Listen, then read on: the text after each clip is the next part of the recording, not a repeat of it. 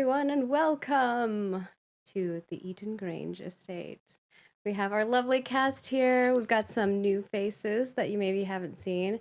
And as you saw in that intro, we do have quite a large cast for this show, but not everyone will be on every episode. We'll be alternating. We'll have our upstairs cast and our downstairs cast, and then we will have we will have episodes with all of the cast. So it is going to be very exciting, filled with drama and romance and all kinds of lovely things. So if you're into kind of that more political romance intrigue, then I'll let you know this is the show for you. We will be playing Good Society, which is the Jane Austen RPG, and we are playing the upstairs, downstairs rendition. So, and of course, with us for the first time is actually one of the creators from Story Brewers, our lovely Haley. If you don't know if you want to say hi. Hi. Yes, I'm Haley, one of the creators of Good Society from Story Brewers. I am very excited to be a part of this stream, as this is going to be the longest game of Downstairs at the Abbey that I've been a part of. So, yay! Yeah, and we've been planning and plotting this for years at this point. So, because I reached out to her quite a while ago about this, and it took a little while for us to get everything in line, but we hope that you all enjoy it. And yes, everyone has costumes. It is very exciting. And also with us is another new phase who is the Noir Enigma. I don't know if you want to say hello to everybody. Hello. Very glad to be here. Yeah, super excited. I love this game, and I'm so eager to play it. We're happy to have you here. And of course, returning with us is Apocalypse 12, aka Tyler. Excited, Tyler? I'm very excited. I just finished season 2 of Bridgerton just last week, so very excited to be able to throw myself into a character that would seemingly be in such a show. Perfect. And of course, you guys know me, so we don't need to talk about that. But did want to do little introductions for new folks. And with that, I'm going to talk a little bit about Roll For It, and then I will hand over the reins to our lovely facilitator, Haley, who normally this game doesn't really have a GM, but because of the way that we're running it and because it's such a large production with a large cast, not only are there 7 cast members, but there are like 16 characters. We kind of need to guide the scenes a little bit, otherwise it might be chaotic. So our lovely facilitator will be taking on that venture, so you will see her every episode. So without further ado, if you love this show, the best way to support us is, of course, watching, viewing us in all of the places, whether that's on Twitch or YouTube, whatever works best for you. And of course, following us on all of our platforms. We're at Roll For It everywhere, retweeting things, liking things, sharing things, commenting on things, telling your friends about it. If you have friends who maybe aren't into like combat RPG, this might be the show for them. That might be their gateway into RPGs, whatever it may be. But yeah, that's the best way to support us. The secondary best way is obviously monetary. That goes a long way. It allows us to wear costumes. It allows us to pay our cast members. It allows us to pay our GMs and our even help with our moderators getting some tips as well. So all of that goes around, and you can support us in a monetary way by either going over to our Patreon, which not only do you help us in that you give us money, we return the favor by giving you lots of rewards in regards to MP3s, behind the scenes footage. This show specifically is going to have behind the scenes love letters and maybe angry letters. I don't know. There's going to be lots of letters that are going to be shared between episodes too. So if you want a little sneak peek into those, you'll definitely want to be part of our Patreon. And maybe some of those letters will be kept secret, so only the patrons know. Who knows? We'll have to decide. And then beyond that, we also have all kinds of other goodies. We have Legend Tier Game, which is a private GM'd game by one of our DMs, and some other goodies. So if you're interested in that kind of stuff, definitely go over there on our Patreon and support us at whatever cost works for you. And of course, if you can't support us in a monetary way, please don't. Just being here is good enough for us. Beyond that, you can also become a subscriber over on Twitch or a YouTube member over on YouTube, and both of those supply you with some really cool emotes. You can also donate via our donation link. And yeah, those are kind of like the best ways to support us in all of the places. Beyond that, we would like to let you know about our sponsor. Our sponsor is Roll20. Roll20 is what we use for almost all of our games. We do all of our character sheets through Roll20. We do all our rolling through Roll20. So if you watch our D&D game on Thursdays, which is a long-running show, so if D&D is your jam, we have a hefty lore of D&D over there for you to consume, and lots of rewards on our Patreon for that, if you would like to run your players through that campaign as well. Thank you, Roll20, for supporting us. We really appreciate it, and we love the product that you provide for us. And without further ado, I think, I should check, because Bethany was kind and sent me all the goodness. Our supporter for today's episode itself, which is one of our legend tiers, which is Thunder Cabbage. Oh, I gotta do the sound effect for you, Thunder. It's on a different thing. Thunder Cabbage. Thank you, Thunder Cabbage. Get some roll love in chat if you have the emote for Thunder Cabbage. We really appreciate it. If you are a legend tier above, you get to support an episode because you're, helping us with a lot of monetary needs, and that really helps us be able to pay our cast. So thank you so much. We really, really super duper appreciate it. And of course, we have our Ascension level 11 character sheets out on our Patreon right now, along with tower notes, and there's even more to come. So if you would like to go see those, definitely go check them out.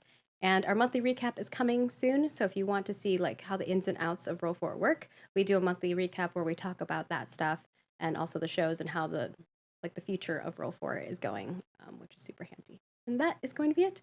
Now for real, I will pass it over to you, Haley, to take us through on this journey. I'm so excited. Hello, and welcome to the Eaton Grange estate. So I'm going to start off today by talking a little bit about the game we're playing and the rules we'll be using, and then we will jump into it and find all about our characters and the story we will be experiencing. So as Margaret mentioned, the game we are playing today is Good Society, which is a Jane Austen RPG. And it is a collaborative game where you sort of create a Jane Austen novel with your friends. There are no dice, but there are ways of influencing the story to both get what your character wants, but also create more trouble for your character and other people's characters, because the drama and the scandal is half the fun. Today we are more specifically playing an expansion for Good Society called Downstairs at the Abbey. And that expansion is created for telling upstairs and downstairs stories like Downton Abbey or like Upstairs, Downstairs. So as you see today, we have our upstairs cast with us. And next week, we'll be back with our downstairs cast to explore what's happening downstairs. And then we'll also have some episodes with all the cast together so we can see how the two worlds collide. So as Margaret mentioned, I'm the facilitator for this game. I don't have any particular narrative power or anything like that, like a traditional GM. Rather, I'm just here to help the characters tell their story, help move the spotlight and stuff along those lines. I'm also going to be playing a character because I can and I want to. And you're going to be playing so many characters. Yes, I was trying to put so many characters. All your names on the overlay, and I was like, I give up. You just don't get last names. Yeah, that's very, very true. So to explain a little bit about how Good Society works, it is a game that proceeds in phases. So we begin the game with our novel chapter phase, which is sort of a regular role playing. We'll then go on to reputation to see how the reputations of our characters has changed depending on how they acted in Good Society. We will then go on to rumor and scandal, where we will spread rumor and scandal about the characters, or as it is called in this particular game, household gossip, because what is happening in the household is more important than what is happening outside there. And of course, epistolary, which is for the writing of letters. And we'll be writing some letters during the session, but as Margaret mentioned, most of those letters will be written between sessions, and those who support Roll For It on the Patreon will get a sneak peek at them early. So that's sort of the phases that this game goes through. As for the characters themselves, each character in this game is driven by a desire, which is something that they want as the story begins. We're not going to tell you what those are, but you'll find out through play, and I think it will become quite clear in the first couple of episodes. And so that's something each character has. They also have relationships to the other characters, and also a character role and a family background. So I mentioned that there is tools in the game that the players have to influence the story. The most important of these is called resolve tokens. And each character starts with 2 resolve tokens plus connections, who are sort of secondary characters in the game, have their own pool as well. And resolve tokens, sort of the best way to explain them is if you think, wouldn't it be cool if this thing happened? You can play a resolve token to have that happen in the story. So you could use it to find out secret information. You could use it to overturn a carriage, so someone is late to the ball, shocking. Or, you could use it to compel a character to do something, such as make an introduction with an eligible bachelor for you. So resolve tokens can be used for all of that. It can relate to your character or someone else's character. And ordinarily, when you spend a resolve token, you just sort of play it and it disappears into the ether. But sometimes you will need to enter into a resolve token negotiation. And that's going to happen when the resolve token that you are playing is harmful to the interests of the character you're playing it on, or you are compelling them to do something. In that case, you sort of offer them the token and it's up to them whether they would like to accept it or not. And if they do, then they take the token and the thing that you wanted comes to pass. Along with resolve tokens, you've got 2 other things at your disposal. One of those is reputation. So upstairs and downstairs reputation works entirely differently. But I'm just going to talk about upstairs reputation for the moment. So each of your characters also have reputation tags that describe what society thinks about them. And during the game, depending on your actions, you may gain more of these. And if at any point you reach 3 positive or 3 negative reputation tags, then something especially good or bad is going to happen to your character as a result of that. But you can also spend your reputation tags like resolve tokens to influence the game. So for example, if you have the influential reputation tag, you could spend that to worm your way into an event that you shouldn't really be at. And negative tags can be spent too, but they can only be spent in ways that aren't so great for your character. And the last thing each player has is a monologue token. So a monologue token is something that you are going to play on another major character. And when you do, as the token's name suggests, they must monologue about their internal thoughts and feelings at the time you play it. So, the world freezes around them, spotlight drops from above, and we go into their head and hear all about their thoughts and feelings in that moment. And that's a great thing to play in a particularly dramatic moment during the story. And we'll refresh these every episode rather than every cycle. So you should have them at your disposal most of the time. So those are the rules of good society that you need to know to start playing. As well as that, I will walk us through each phase as it arises. There is one other thing I did want to mention before we jump into it. That will be important in understanding our story today. So when you start a game of Good Society, the first thing you do is sit down together and complete a section of the game called Collaboration. And the purpose of that section is for everyone to get on the same page about the story and about what's going to happen during that game. So that's something that we've already done. And we made some decisions about the tone of the story, which is going to be a drama, and also the historical accuracy and some things along that line. The most important decision for you to know about is what we decided to do about gender norms. So in Good Society, you have the option to turn the gender power balance, leave it with the historical patriarchy. You can turn it off or you can set it to in reverse. And we decided to turn the gender power balance off.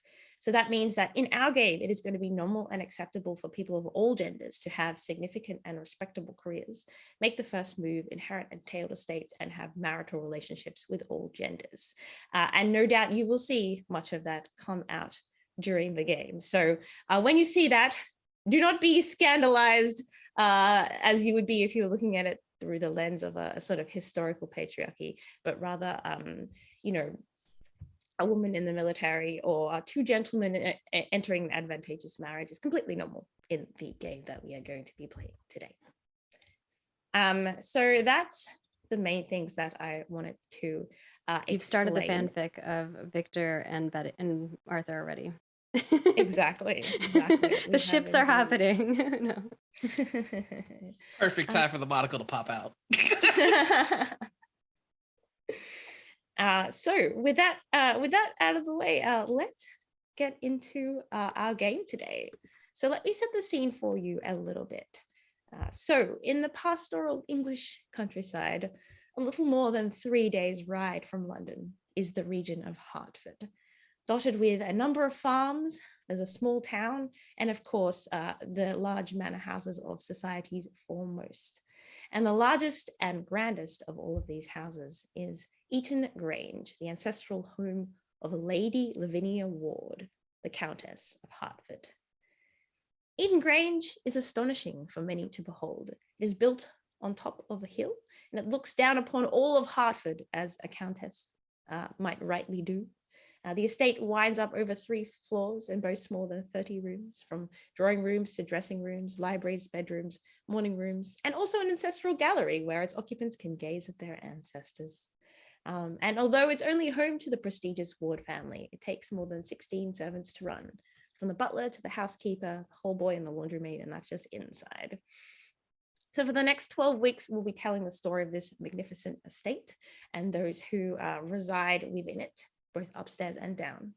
And we are beginning upstairs among the foremost of society with a special occasion indeed, and that is the 50th birthday of the Countess of Hertford. The Countess has asked that the occasion be kept small and there be no speeches, which of course means that what she really wants is a very grand and ostentatious occasion with a speech in her honor. And who else would give that speech but her daughter and heir, Lady Lydia Ward. So we are going to begin our story a little before this affair takes place, a mere hour and a half before the party is due to begin, as the Countess knocks on the door of Lydia's bedroom as she is preparing for this event. Margaret, would you be able to describe Lydia for us? Yeah. What do we see? The room is probably pretty grandeur that she's in, because it is one of the grand rooms. It's on the bottom floor of the estate, or the middle floor, I guess, technically, right? And you can see her kind of like sitting in front of what looks like maybe a makeup desk that's very elegant. She is very pretty, just like very beautiful. She has like really dark raven hair. She's probably like mid getting it put up. I'm assuming she has people doing it for her. She doesn't do it herself. Getting her makeup done, but just by nature, I think she's just naturally just a beautiful woman. Just a very nice looking lady. Absolutely. And this grand bedroom used to belong to someone else, which is Lydia's older sibling, Victor. Yes, I have redone it.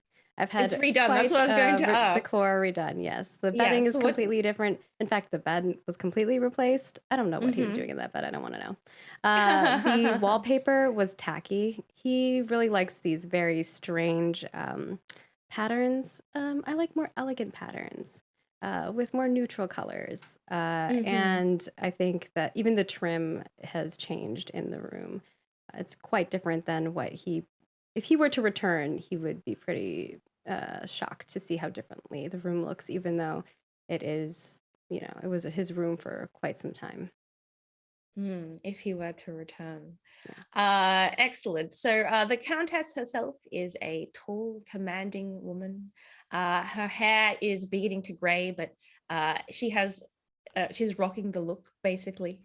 And she's already dressed for the party. She is wearing something that somehow manages to be both conservative and powerful at the same time. And she knocks on the door, but she doesn't wait for Lydia to tell her to come in. She just opens it. My darling, how are your preparations coming along for this evening?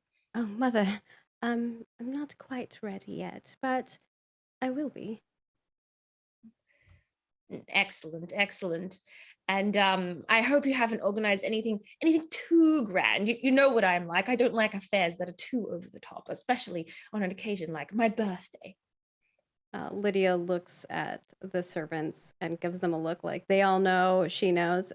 Of course not, Mother. We would never do such a thing. Oh, thank you. I'm sure that everything is going to be simply delightful. But naturally, although I am sure that it'll be a simple affair. Society's foremost will be in attendance, and I am sure you've only your place as my heir has become well known about society now you are 18, and I'm sure that you are ready to conduct yourself as such. I gather what you are trying to get at, Mother. I will do my best. That's really all I can do. Of course, I understand what you are saying, but one's best should continue to elevate during the course of one's life. You cannot settle for your current abilities, but should strive to further yourself, if you understand what I am saying. I'm trying to, Mother. All right, I understand that this is a little overwhelming for you, but I'm sure that you will do fine. And of course, you must keep an eye on Arthur. Why do you have Arthur here? Oh, my darling, he's been with the family for quite some time. We must do our part for charity, for the world, to take in someone with nothing and elevate them. All right. And I do think. What would you have me do to assist you in that? Well, what the public thinks about yourself and Arthur may become of utmost importance in the coming months.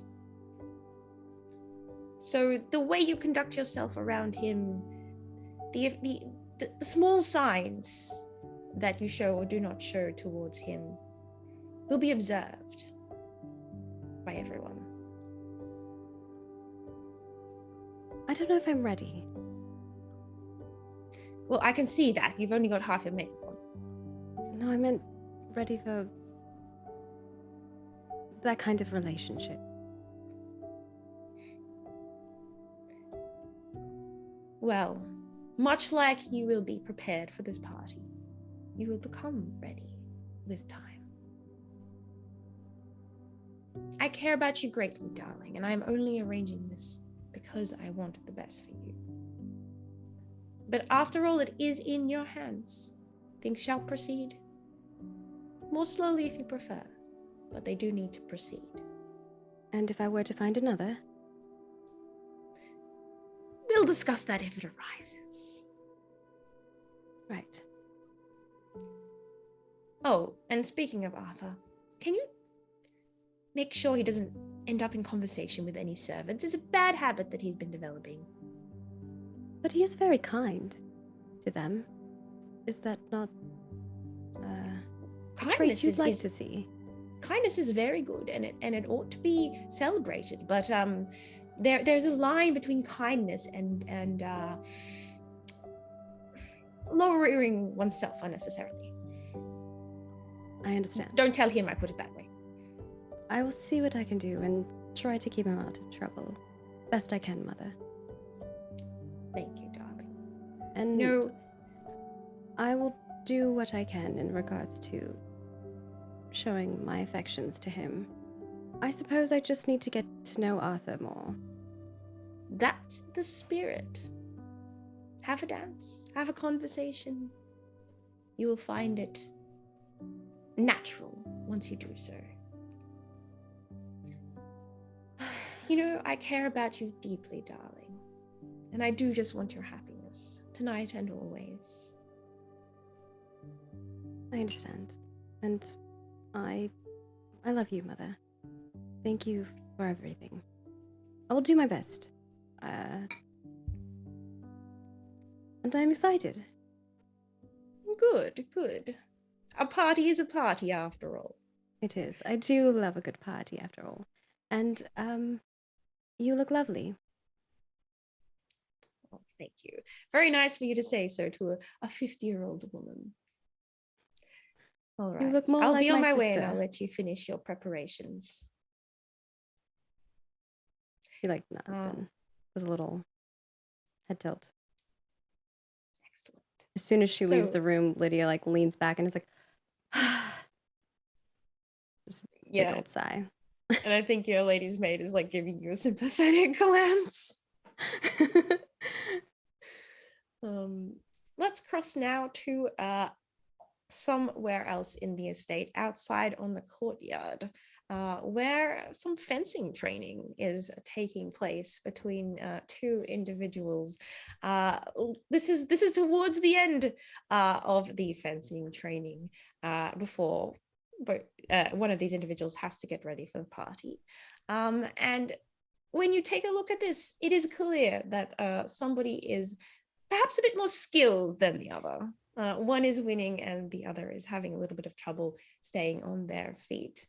Tyler, do you want to describe Arthur for us? Arthur is a bit of a leaner gentleman. Does not seem like he was necessarily brought up in a manner that would be of lordship. He seems a little more common in appearance, but at the same time dressed as such to be at a higher station, and is rather fit, but not strong by any means, and a little bit clumsy, it seems, as you observe him fencing. He has curly hair that is pulled back somewhat into a slight ponytail to keep it out of his face, and is conversing while and seemingly distracted while being clumsily defeated by his combatant. Yes. So schooling Arthur in the ways of fencing is his trainer Pearl, who has opinions about his fencing and keeps yelling footwork, look alive, every minute or so, but also has opinions about other things about Arthur's life. And so after giving Arthur a second and third chance, maybe leaving herself open a little bit to encourage him to be more aggressive, she calls for the end of the bout, kind of looks at Arthur. You seem distracted. Well, it is the Countess's birthday tonight, and there will be a celebration, and there are certain requirements that are asked of me. I can't speak with the servants like I normally would, and I don't want them to think that I am angry at them.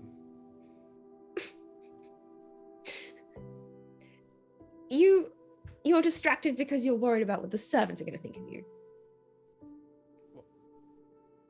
Well, and of course, the Countess has asked me to ask Lydia to dance.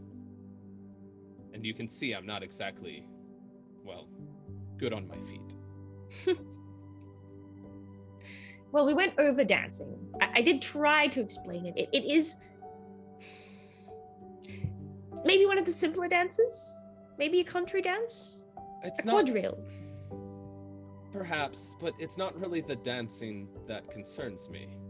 It's the requirement to show affection when I know not what showing affection or feelings would be.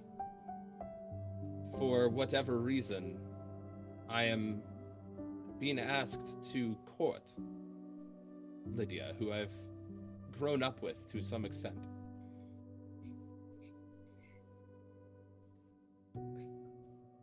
Arthur, I understand that the situation is strange for you. I mean, after all, you've been in this household a long time, and in some ways, you're one of the family. But this is also an opportunity that could secure your position and change your life for good. So you'd be best to make the most of it. Like Well, I what- said, aggressive. Attack is the best defense. Yes, of course, but I know not what love is. I only know of what love I have been given by being able to be a part of this family, not love of my own from my own family.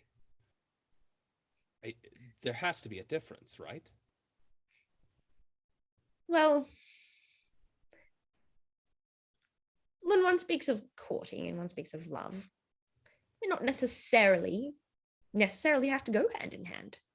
I mean, courting is an action one takes outwardly, and love is something that develops over time, doesn't it?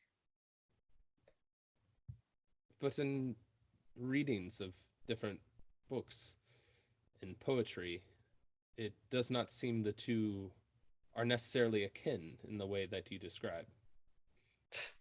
You pay too much attention to books. I keep telling you,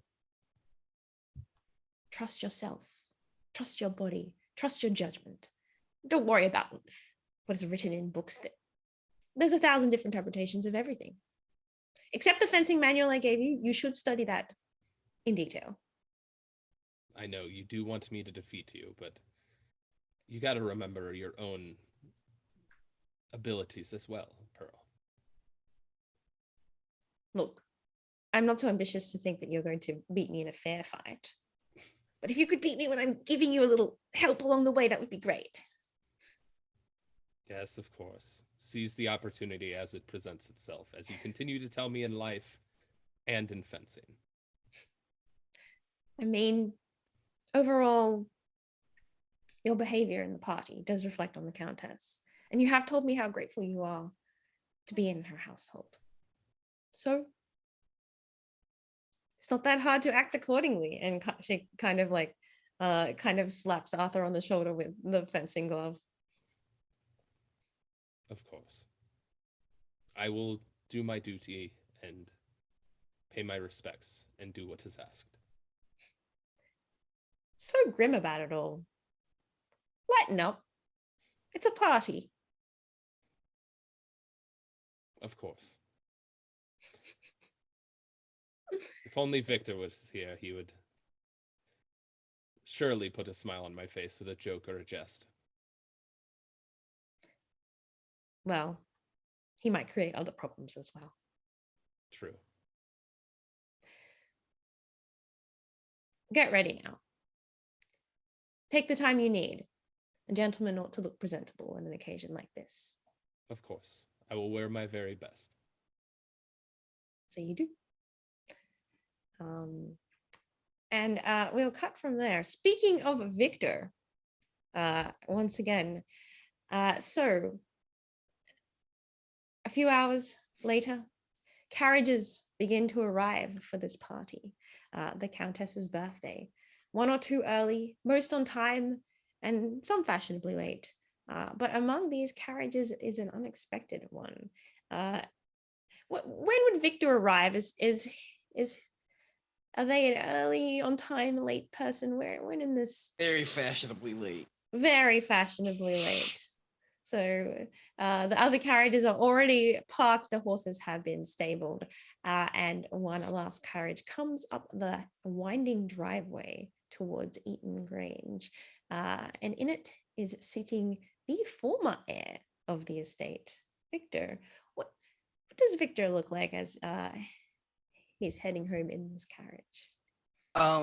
Victor looks like somebody that's been kind of just through it. He's wearing his fanciest outfit, but it's kind of more like it's wearing him. He's like he's a short and stout gentleman, and he's got just a little bit of salt coming through in the old beard. You can tell it's more stress than age. Mm. And did he send word ahead to anyone of his arrival today? No. No, I see. This was the result of consuming a little bit too much liquid courage Okay. nearby. I see. So this is a spontaneous decision. Excellent. And does Victor know that? Does he know that it's his mother's birthday party today? He knows it's his mother's birthday. Mhm. I think a part of him wasn't expecting the party, but as soon as he sees it, he's like, makes sense. Absolutely. He'd see all the other carriages like parked in the estate and be like, of course. I'm gonna throw Margaret into this one. So each player in Good Society, as well as playing a major character, also plays a connection that is somebody who is important to one of the major characters. And in this case, Margaret is playing. Do you want to describe Milton for us as he watches the carriage containing Victor come up the driveway? Yeah. Milton is dressed as a second footman would be, groomed to the top, as probably all of us are at this point, in regards to the servants, as we are catering to those who come to the estate, or some of them for the first time, others returning. He's an older gentleman who has kind of a very bohemian, relaxed vibe about him, but at the same time knows what his job is and duty is in regards to his daily life in order to continue living the life that he is living here at the estate and has been for quite some time, since Victor even was a small child.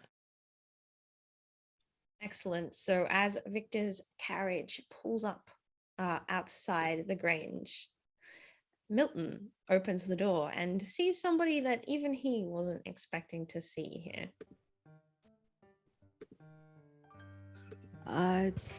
Lord Victor! What a surprise! He looks around. Is anyone else around me? I feel like Milton is in charge of the other second footman is stowing some horses, so he has a moment. He gives you a hug. I'm gonna give him a hug back in, just kind of whisper, "Oh, good. I was worried Mother might have removed the memory of me from your mind." As much as she might want to, she has yet. And I doubt anyone here would forget. Well, you look at you! He backs up from the embrace and kind of straightens up your outfit a little bit, looking dapper as ever. You know you Thank weren't you. invited, but let's be real. Does one have to be invited to see their mother? Exactly. It warms my heart to hear you say that. I'm glad that you were the first face that I saw here today, Milton. Oh, I'm glad too, but I warn you, your mother might not be as embracing as I am. Well, it is fortunate for her and for me that I've come well equipped and prepared to grow. Well, I think that is a strategy that she may like. I'd imagine that she requested a small affair. And I just look at all the carriages. Of course, the smallest affair with no speeches, no decor. You know, the simplest. No speeches. Of course. I should start writing. I would if I were you. Lydia has been tasked with that as well. I'd imagine that my quarters are no longer my quarters. I'm afraid not. Lady Lydia has commandeered it, and it is, well, I don't think you'd want to stay there anymore by the ways it looks. It's not your style. There's no accounting for taste in this family. Everyone has their own. I don't judge. Maybe just a little, but only with you, sir. You do, but you hide it well. If only I had learned your discretion, perhaps I might not be. Hopefully. Would like to let you know, sir, Lord, your friend Arthur Beddington is still here. Is he well? He's very well. This morning he's well, but his fencing has not been going well. I got a peek at what was going on out there. It was horrendous, to say the least. Even with all our privilege and wealth, we cannot hire miracle workers. At As that we know moment, with other family members as well. Well, I would like to offer you a resolve token in this moment for the other second footman, whose name is Angus, but that's not important right now, to return from stowing one of these horses, see Victor, and immediately run to tell the Countess that he has arrived. Oh no! Would you like to accept that? I will accept it. Yeah, Okay. let's I will let's pass get that messy. over to you. So I think he stumbles over. He returns, looks at Victor, looks at Milton, and then disappears inside. Milton straightens up. It appears we've been spotted. I'll let the show begin then. You know what I must do, Lord. Of course. It is good to have you back. He gives you a pat, which is probably not, he should not be doing, but he does it anyway. Gives you another hug before anyone else comes into sight, and scurries away to follow the other footmen as quickly as possible. There you go. So a little about the affair that is going to be happening today for the Countess's birthday. Festivities this evening are arranged to begin in the purple drawing room, where there will be a reception with canapes, light drinks, and a little music, and perhaps a little dancing, but only a little. This is the country, but we're not like those country people. And the purple room is named on account of its light purple drapery, which is older than your mother and perhaps older than time itself, or so it looks. And then they are going to move the evening will move from the purple room to the state dining room, which is one of the grandest rooms in the house, for a formal 3-course dinner, at which time the speeches are expected after the first course, so be prepared for that. But before we arrive there, festivities are well and truly underway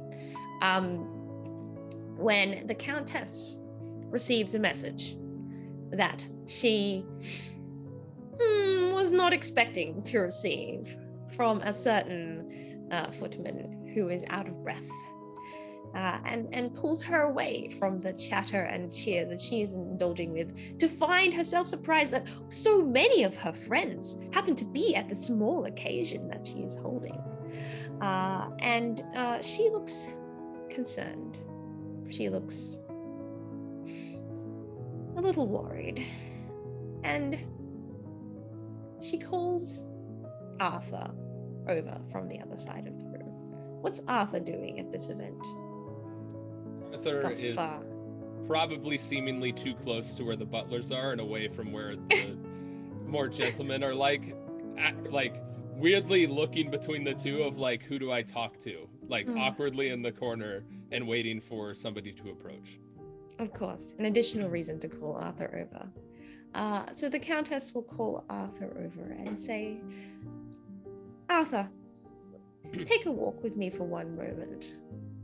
Of course. Yes, I do believe I need some air in the balcony. And she will wave, and the footman will open the door for her to the balcony. Arthur will, gentleman-like, offer his arm.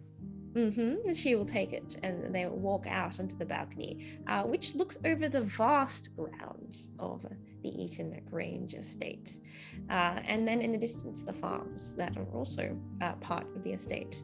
And she waves again, and the servant sort of gently shuts the door behind her. Arthur begins to say thank you and stops himself. Yes, she looks at you very curtly.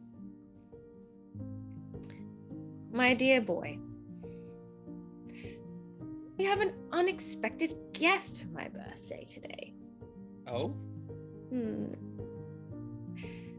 Yes, it seems that Victor has taken it upon himself to return.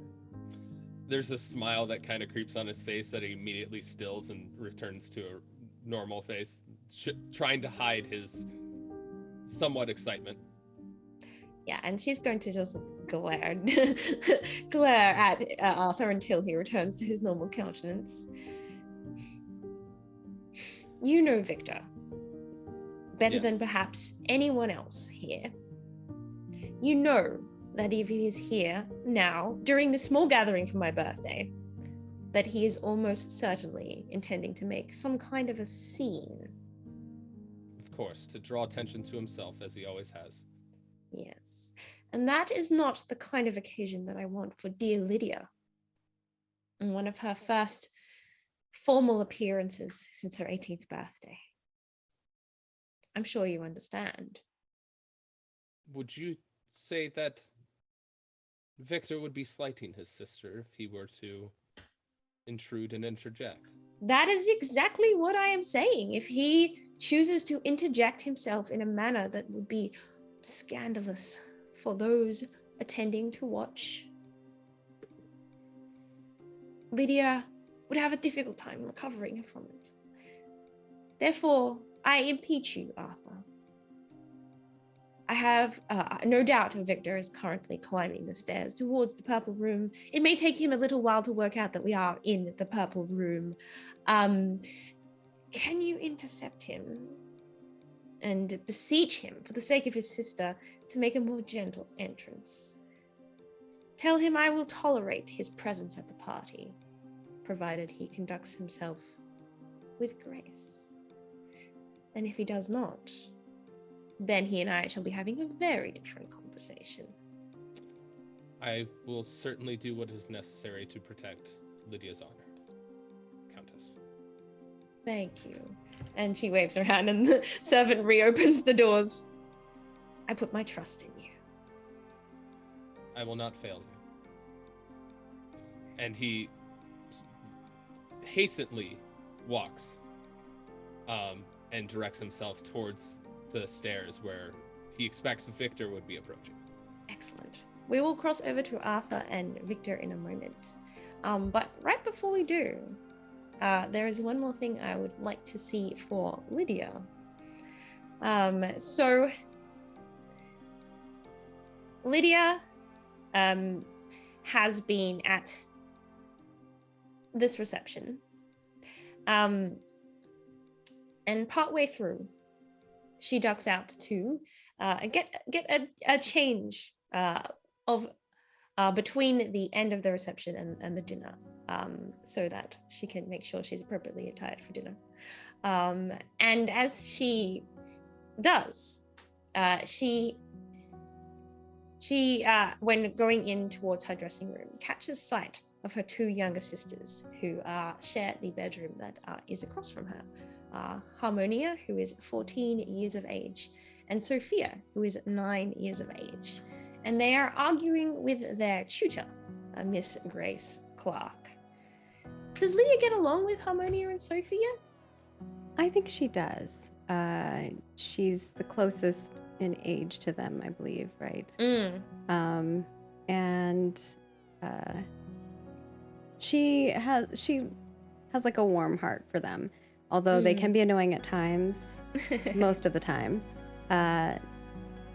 And she enjoys the company of their tutor. I see. So their tutor, Grace, is a tall woman with sharp eyes and dark hair. And she's neatly but plainly dressed, as she should be. But she has worked at this household for more than 3 years, so of course she and Lydia have had the chance to converse. And the argument that Lydia is overhearing is about why Harmonia will be allowed to attend the formal dinner, but Sophia is not, being 9 years of age. And Grace is trying very hard to explain to Sophia that 9 years of age is hardly qualifications for formal dining. But Sophia is not really getting the message. And as Lydia passes by to get changed, Grace smiles at her and says to her, Lady Ward, I've tried my utmost best to tell your sister Sophia that it would not yet be appropriate for her to dine with the adults, but she won't be convinced. Do you have any words of wisdom for her? Lydia kind of gets down to more her height level and says, now why would you want to go to this party anyway? Sophia says, well, everyone else is going to be there. And Mother Do said you there'll be really want important to just gentlemen. do everything because everyone else is doing it? Well, it seems like a lot of fun that I'm missing out on. But don't you find it more fun when you get to do whatever it is that you want rather than having to listen to rules?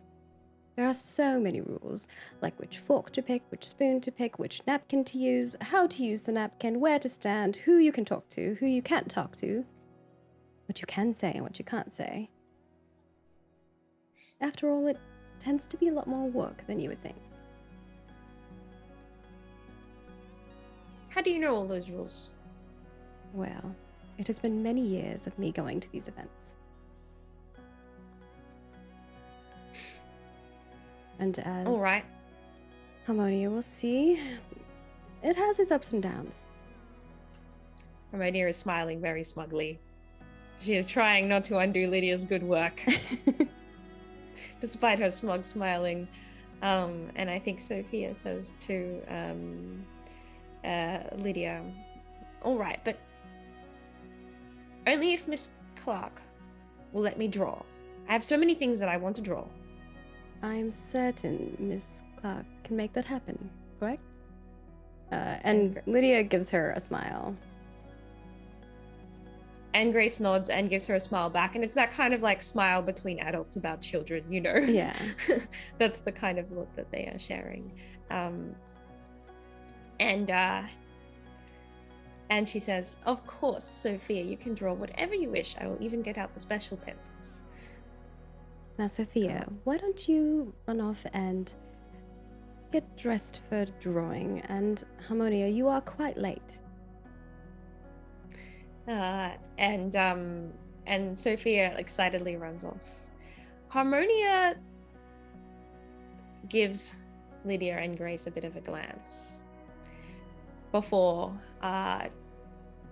acquiescing to her sister's demand and going up to prepare for the dinner. And as soon as they're kind of out of sight, Lady Lydia says, I'm sorry that they can be a bit stubborn, but I suppose we all can be. Oh, don't be. If they complied with everything that I said, I'd be out of a job before I knew it. Or perhaps they would be smarter for it. She grins. How's your evening? Is the Countess being... Well, the Countess. Of course. She wants me to dance with Arthur. Well, I suppose you'll have to then. I would rather be dancing with... She looks around, and she doesn't finish the sentence, but it's implied. Grace kind of just like gives Lydia like a warm look and another smile. Well, perhaps you could keep it to one dance with Mr. Beddington. I will After try, all, but too. Mother can be quite insufferable. I know. I understand. You do what you must. I do. But it is not always what I want. As much as I tell my siblings to do that, I fear they will have to endure the same fate that we all do to our heritage. Well, it is not unique to you. Everyone labors under the expectations of society. But I did want to say that I have gotten into the habits of late night walks around the gardens. And at that hour, it is surprisingly quiet. barely anybody around in the depths of the evening. The moon, the stars are my only company. It would be funny if I happened to run into someone else who might also be taking walks at that hour. Perhaps I may find myself wandering the garden in the evening then. Perhaps you might. And then I think from the other around the corridor, Sophia is like, Miss Grace, where are the pencils? And Grace is like, I'm coming. And just gives Lydia there's a moment where it looks like she's going to reach her arm out, but she doesn't, of course. And then she turns around with a smile and heads off. Lydia watches her walk away and admires, and then remembers why she was there and quickly escapes to her room to change. Excellent. Let's cut back to Arthur. Arthur finds Victor heading up the stairs. So before he spots Victor, he's standing at the top of the stairs looking, seeing a slight smile appear on his face as he catches Victor on his way up and starts hastily walking down the stairs saying, Victor, my friend!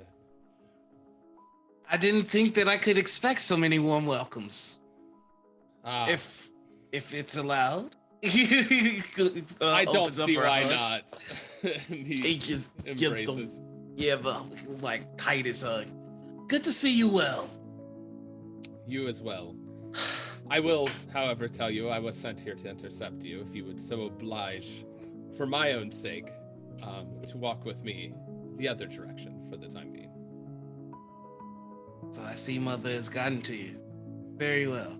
Anyone else, I would create a fuss, but you, I will only give slight, snide remarks. As I, of course, would understandably hear. It is good to see you. It's good to see you. Anyway, I have so much to show you about what has changed here since you've not been around. That's a very artful way of saying exile, but yes.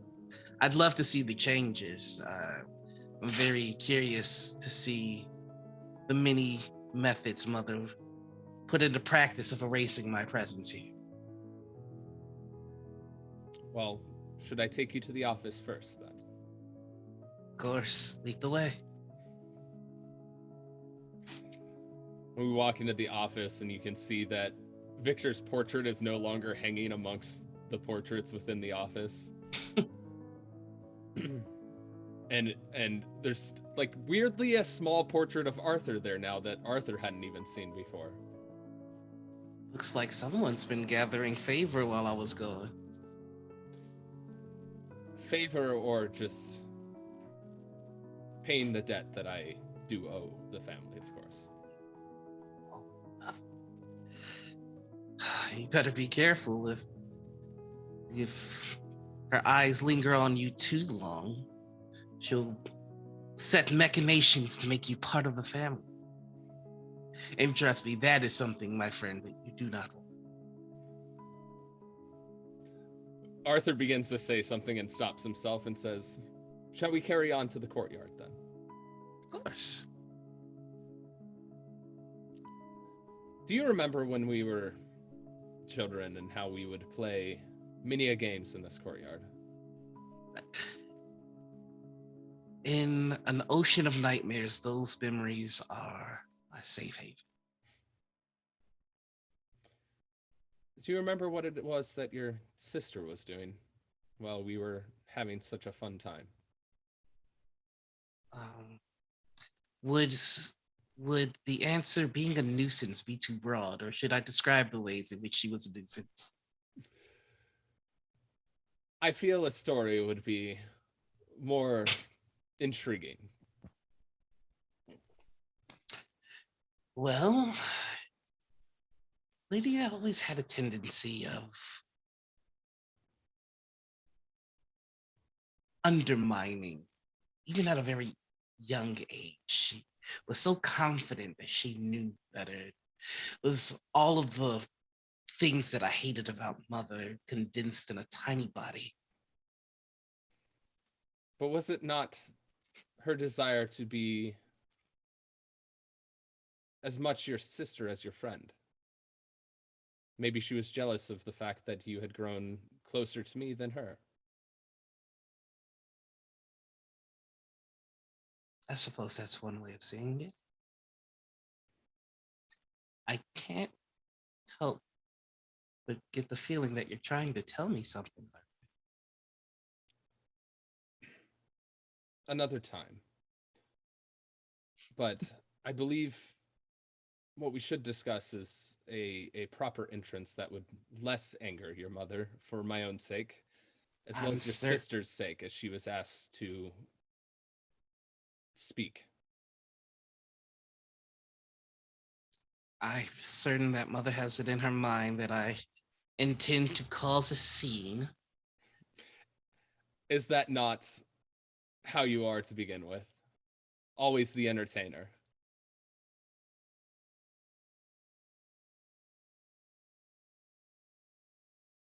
The years have been difficult. Oh? What of your travels? I would, of course, like to hear them, but perhaps we need not have enough time at the moment. I have no intentions of causing a fuss.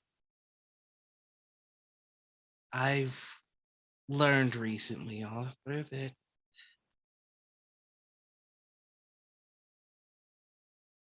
we don't get to choose family, and so I simply return to make amends. I do hope that she will hear it and understand it. It would be nice to have you back here.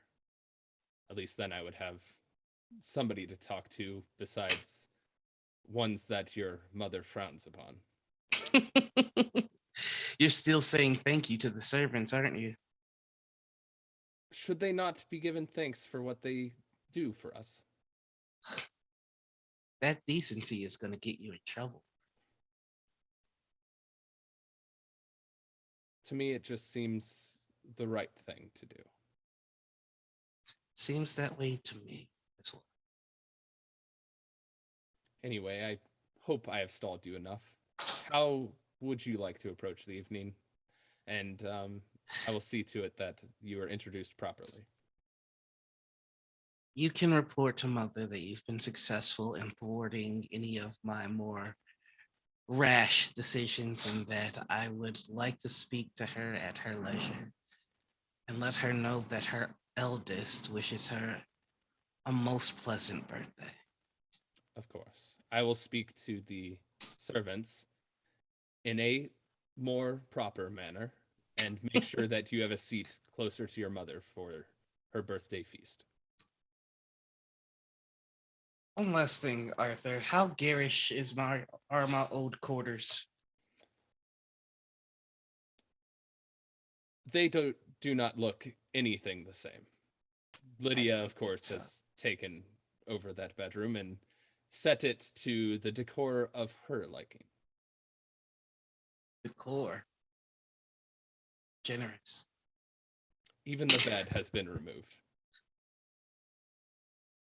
I look forward to seeing my sister. I'm sure she will be happy to see you as well. I'm very glad that I saw you. And Miyu, he puts his arm around Victor and says, "But I must be off. So much to do in so little time." Safe travel. Do try to avoid Mother's venom. It's spilled all over the stairs and around the building as is. I will be on my toes. It's the biggest smile Victor's had in a while as he watches Arthur start to walk away. On his way out, he'll stop by one of the helpers of the house and say, "Do get Victor a drink. I feel he will need it." Amazing. Okay, so is there anyone anything anyone wants to see during the reception section of the evening before we move to the formal dinner? I kind of want to run into Grace. Okay, good. So Victor is headed upstairs to politely and subtly talk to his mother. And the situation in which Arthur runs into Grace, going the other way around, is that she is got a handful of paints and a handful of pencils, and trying very hard not to let some of the paint spill on her as she navigates her way back to the room where Sophia is. And like as Arthur sort of rounds the corner, she looks surprised to see him not at the event. Grace, I did not expect to run into you tonight. Would have Mr. hoped Beddington, not. as you can see, I am well indisposed. I have several pigments, and I have the making of a great artiste in the study room. Yes, of course. Have She you been... smiles like it's a joke, and she wants Arthur to smile. Does Arthur smile at all? He does not smile at all. He doesn't even... He's not meeting Grace's eye whatsoever. Okay. That feel when your joke falls flat. Yeah. Yeah, and I think that like makes Grace sort of like bite her lip a little and kind of like a more awkward kind of vibe like rolls across her body, and she stands there. Have you had the ear of Lydia at all tonight? We talked briefly. Was it brief? It was brief. I know my place, Mr. Beddington. Sure, of course you do. With that said, was she excited at the chance to dance with me? I'm sure with how friendly you generally are, that was broached.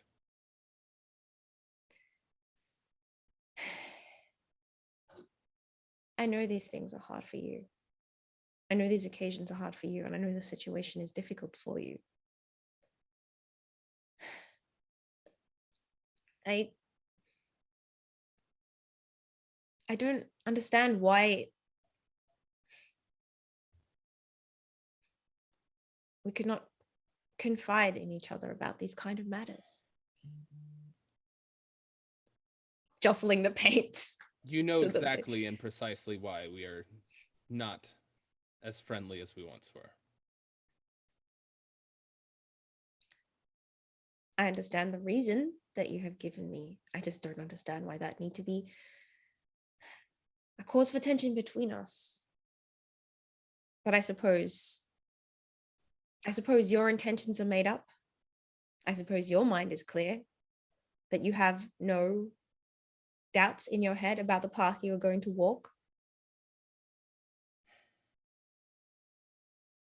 He sighs and finally meets Grace's eyes.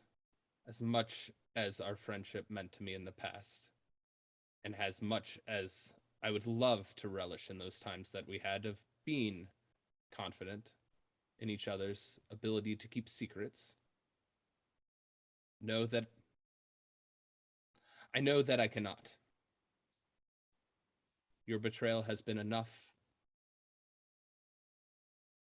and the possibility of what it could cause, I cannot have it. Oh, Arthur. That you would look on something like that as a betrayal. I feel sorry for you.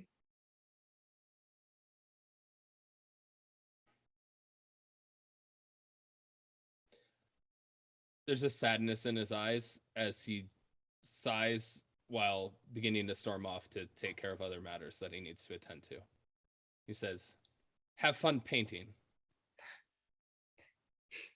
And I think like Grace can't help but call after him, more fun than you. As he rounds the corner. Awesome. Anything else for the reception before we move to the dinner? I sent you a list of things, but I don't know where they would Oh. fall in line. Ah, yes. I also concur with the first on the list. Excellent. Okay, good. I feel like let's do the dance, and then we will move to dinner. Onward from there. Oh no, I froze. Yes. I feel like as the I would offer a resolve token to Arthur for this. Oh, For Lydia to notice that Arthur has been gone from the reception for some time. I'll take that. I'll accept the resolve token. Yeah, quite a bit longer than one might expect at such an occasion. And indeed, even after it seemed like conversing with your mother. And it's very inconvenient because you do need to ask him to dance or be asked to dance by him. And it's very hard when he's not there. And finally, sort of in the last couple of dance before the reception is due to wrap up, he reappears. I would even add flavor to it. He reappears hastenedly and not exactly the most appealing in the moment. Almost slightly unkept. I think Lady Lydia notices that he's a little unkempt and kind of makes her way over there to help straighten him up. Kind of looking around to make sure no one's like really looking, because it's probably not super appropriate for her to be touching him per se. But she says, "And where might you have been, Arthur? Or Mr. Beddington?" Apologies, my lady. Your mother got wind of your brother's arrival, and My what? My brother's arrived? My brother's here? I merely was asked to make sure that he did not make an abrupt appearance that would Well, have a where negative is he? impact on the party. He will be joining us for dinner. You might want to fix your...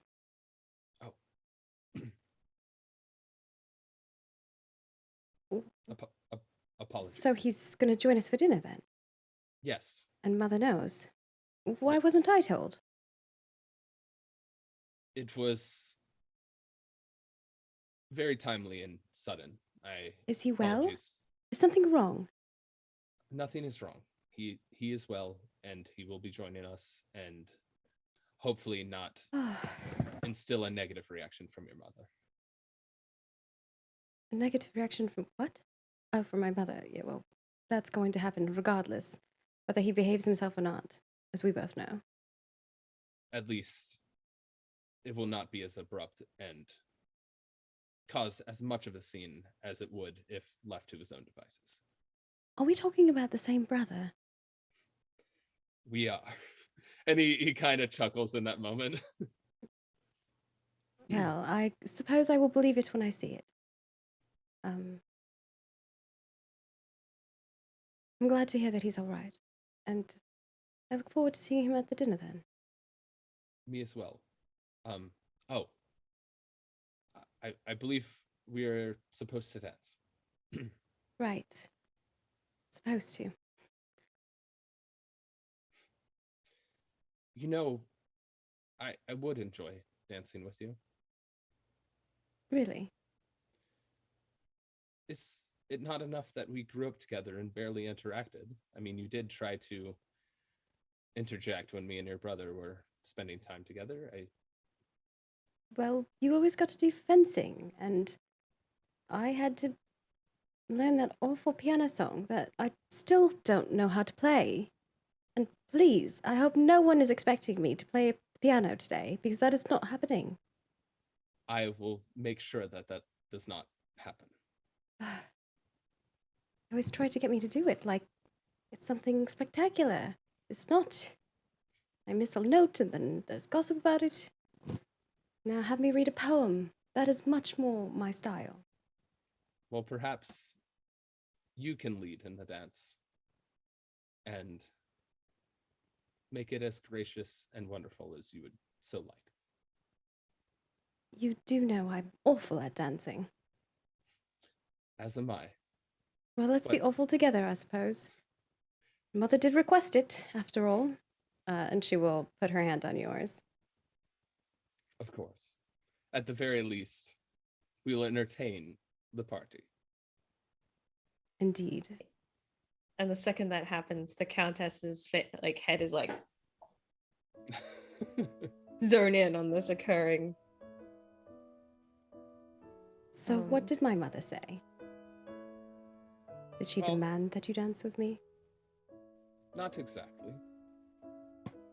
I mean, there is an affection for the fact that we have known each other for so long. I have always wondered. Perhaps this is not the right place to speak. But why did you come here? You've been here for so long. Well, I suppose Victor would not share with you the story that I had told him. But Victor doesn't always want to share much with me, although that is not without me trying to pry. yes, I lost my family at a young age. Oh, I'm so sorry. And it seems that your mother came across me at some point. The memory is quite hazy, and brought me in. You know, all I've ever known is this family in this house. I don't remember anything of my parents, or any siblings if there were any, which I doubt. But I've always remembered the kindness that has been shown upon me by your mother. She does have a kindness about her. Even if it is to her own devices and schemes, I suppose that is how every mother is, though. it would seem that with the demands of society. Well, in your loss, I'm happy that we gained something, then. I am as well. And And- I'm sorry we haven't talked as much. I suppose we've always just had other things that were expected of us. Indeed. And perhaps I wasn't thought to be proper enough to be able to grace your presence, as your mother would put it. Mm-mm. At the name Grace, as he says Grace, other things are going through Lydia's mind, and she kind of like spaces out for a moment in the dancing and doesn't say anything. That sounds like that is begging for a monologue token. What is going through Lydia's mind at that exact moment? I would love to play my monologue token on her. Okay. If you didn't, I was going to.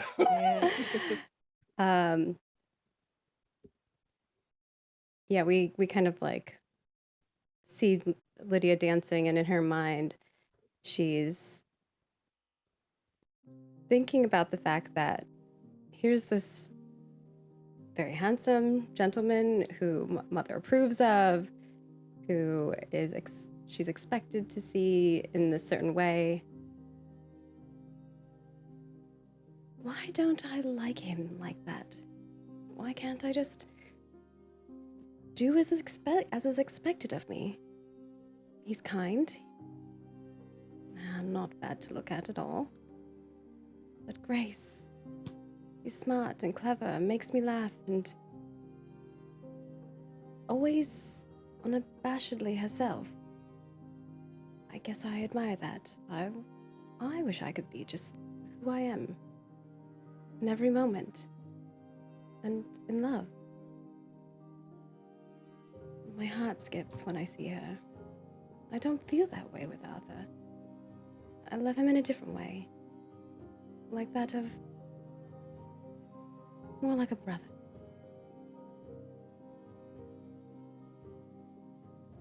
I think that's her monologue.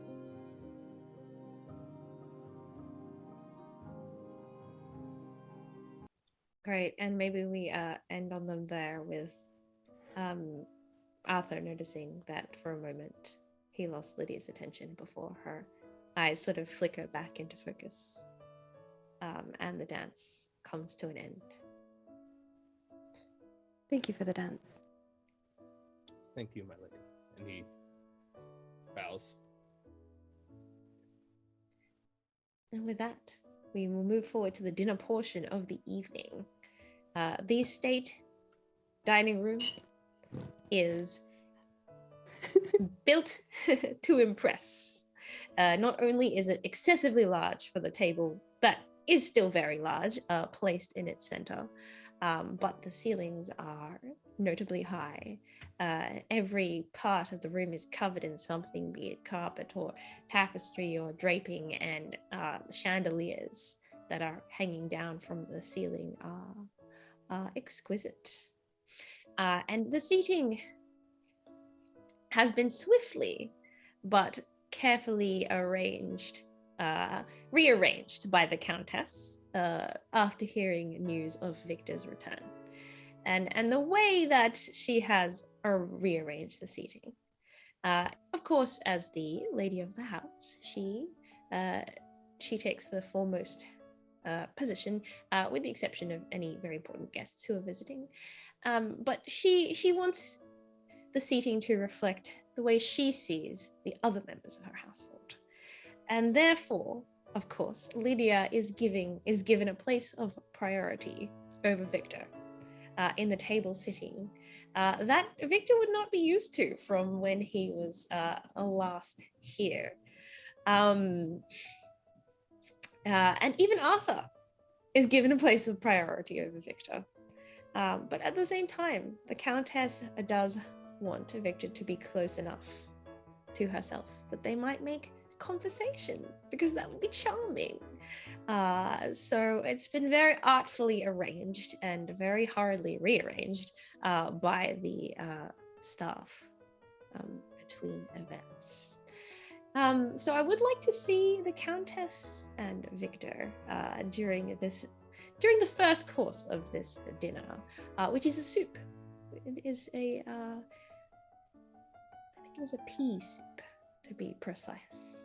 May I play a resolve token to have Arthur introduce Victor late as he enters the room as a gift to the Countess? Oh my gosh. Yeah, absolutely. You can definitely do that. If that resolve token would go to Noir, since that's going to affect Victor. How does that sound to you, Noir? I love it. I think there's even that moment where instinctually he starts to go towards the wrong seat. Oh. And then that announcement kind of like shakes him out of it. He's like, right, of course. Good. Lord. So the dinner has already begun. The course has already been served. Soup has been set for Arthur and Victor, but they are not there. How does Arthur do this? Arthur walks in a bit late and says, "Apologies, Countess, lords and ladies. We have a special guest today, upon which was unexpected, but is a gift to the Countess for her wonderful birthday. Her son, Lord Victor."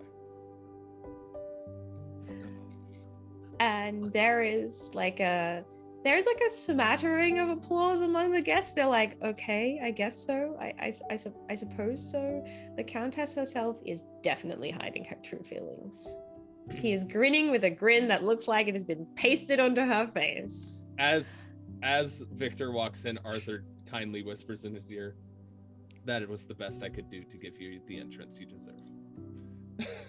Thank you, friends, and thank you, friend. And now now we play the game.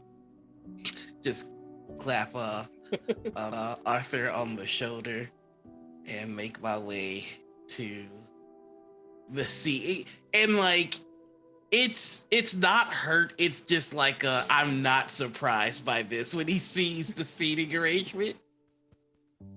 I think the only thing in the seating arrangement that would actively surprise him is where Arthur is sitting. It's just okay. Which is definitely near Lydia, possibly next to Lydia. Before we cross to Victor and the Countess, what is Lydia's expression seeing her brother for the first time in so many years? As this grand entrance is happening and people are clapping, she's excited. And if he comes towards her, she will greet him with a hug. Oh, the Countess won't let that happen. Yeah. Everyone is taking their seats immediately. Please, the first course has already been served. She says that to Victor. Nice of you to join us. As you can see, the first course has already been served. Yours might be a little cold. Thank you. Lydia, it's wonderful to see you. It is lovely to see you, brother. I'm happy to see that you are well. You must share with me what you've been up to.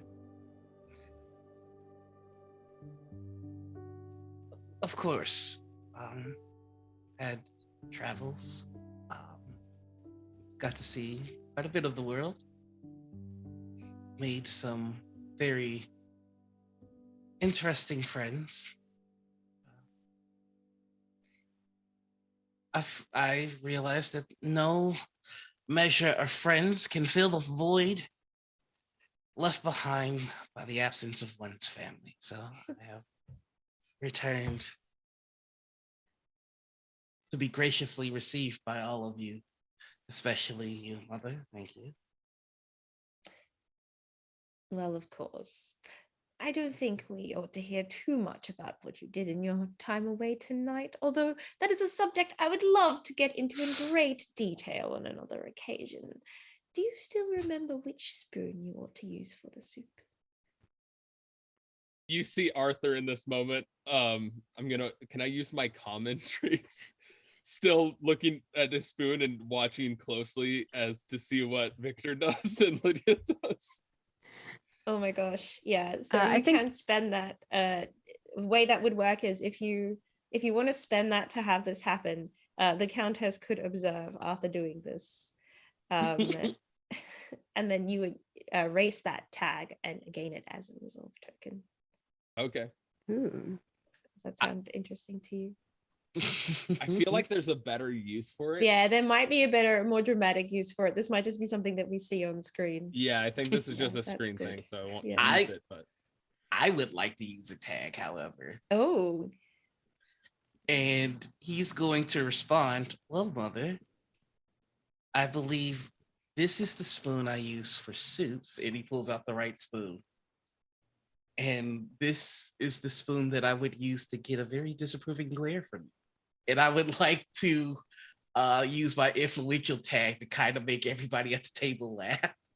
Oh, I love it. oh. I think Pushing Lydia's it, definitely yes, going to against laugh. your mind. Like, even if you didn't Excellent. spend that, I think she would try to be holding in a laugh. Yeah. Arthur would probably be one of the first to laugh because it's kind of helping him out in the instance of what he's doing. Right, that's So. the one. Right. So the table kind of like it starts off very muffled, and then people just can't, like, the situation is so tense and the laughter cuts the air. Harmonia is like enjoying this so much. This is like key for her. She's like, yes, this is why I get to go to the dinners now, so I can see this kind of thing play out. And the Countess kind of like has to do like a Mexican wave look around the room to quieten everyone who started laughing, like with a very severe look on her face. But you I can imagine see her that glare at Arthur is even more so. oh absolutely. Victor's giving off Arthur a look like, I'm sorry, buddy, I had to. And yeah, you can see that she is definitely taken aback by the reaction of the room. This is the last thing she wants people to side with Victor. This is bad. And so I think she says, well, I am surprised to see you. After all, you did not write to us that you would be returning this evening. But as you can see, I have indeed so graciously accommodated you at our dinner. Of course, Mother, and I am beyond grateful for your endless graciousness. And I Are you? apologize. Yes, yes.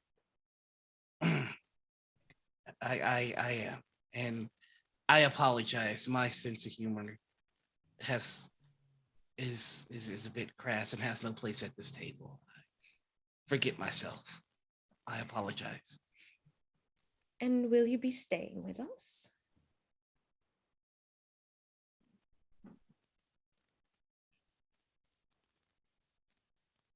If you would see fit to allow it. Of course, my darling. We can make up a guest bedroom, or and this is payback for Arthur's bursting out into laughter. Arthur, you've only been in that room a little while, and it would be much more fitting for Victor's position in the household. Perhaps you wouldn't mind moving. Of course. Well, there is that smaller guest bedroom, which is on the top floor. You could move across there, perhaps. Absolutely. I will make sure to do so at the earliest convenience. Excellent. Lydia looks relieved because she thought her mother was going to put him in one of the rooms downstairs near her. Good. Well, you and Victor can arrange it. There you see, my son, I am infinitely hospitable. It's that very graciousness that I have returned to. And you can see like he starts to fade out for a second. I'm glad to be amongst family. Victor, Yes. how is the soup? It's splendid. It's easily one of the best things I've had in years. You can tell he's giving you a look of like best to change the subject at this point. Yeah, and as soon as Victor says that the soup is splendid, the Countess gestures to a servant like, well, that's the first course concluded, and then they come and remove the soup. He gets like one spoon in, and that's it. I love it. In all fairness, Arthur's is probably the same because he was waiting for the Yes, That's exactly. And well, I suppose we shall have a few minutes to make conversation before the next course arrives. And the Countess sort of like gives a bit of a sideways glance at Lydia. Mother, And if I'm- Arthur is staring bullets at Victor, saying, like, don't stand. Don't you stand. Don't do it. You can see the vein in his forehead. Just like, as she's saying that has happening in the background, she's, Mother, if I may, I did prepare a little something. Oh, what a surprise. And she kind of stands up and does like the little tinking of the glass type of thing. Greetings, everyone. Thank you for joining us here. The Ward family cordially welcomes you all. First, I would love to wish my mother a happy birthday, if we might all. Happy birthday! Secondly, I want to thank you all for having me this valuable opportunity to talk a little bit about my mother. As you know, I'm here to speak a bit about her, but no matter how much effort is made in trying to find the right words, it appears to be impossible to define my mother in all the words available in this world. A mother sacrifices her days and nights for her children, their happiness. She looks at her brother when she says that. Looks back at her mother and at her sister. And satisfying their needs. I assure you, you will be running out of energy if you put yourself in a mother's shoes. After you question yourself, how does a mother manage it all? And you will result in respecting her even more intensely than you ever have before. Her love is unalloyed. Those who have not experienced a mother's affection, she kind of looks a little at Arthur but doesn't quite, says, are clearly unfortunate. And she looks down. She loves their children. And she looks back at her mother with no expectation in return. At least, I want to say a few words dedicated to my mother. Dear Mum, whatever I am today, it is because of you.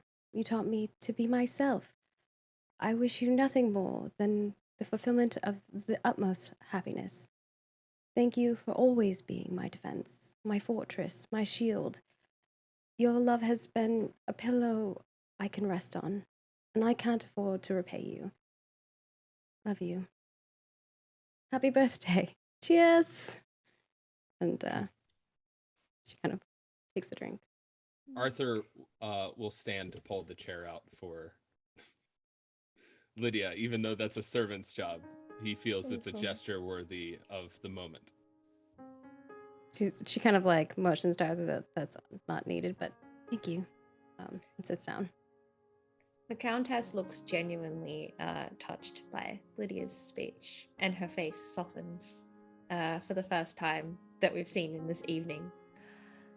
And she says, I would like a toast also. Oh. To my lovely daughter, Lady Lydia Wood, who arranged much of this evening, and with whom I feel the future of Eaton Grange rests safely. And there's a toast to Lydia. She just smiles awkwardly, like, oh, no pressure, it's fine.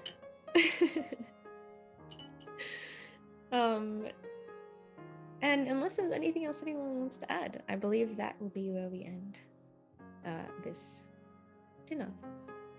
I want to play a monologue token on Victor. Oh no. Do you have any particular question you would like to ask, or just know what we're just thinking? I right want to now? hear Victor's inner monologue with relation to his mother's praise of Lydia and how the future now rests on Lydia as opposed to him. It's a good one, yeah. I think his monologue starts exactly when Lydia goes, she appreciates how our mother has no expectations. Oh, yeah. Children. And Victor, just in his head, he just goes, she has trained you well, Lydia. And now you carry the weight. That was my birthright, which is fair. I made the choices that I made. And then when the Countess gives a toast, he just goes, and this is the beginning of it.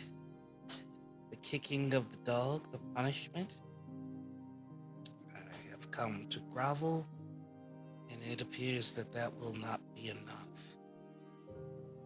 Mother was always hedonistic in her appetites, and so I'd imagine that I should expect such abuse much longer.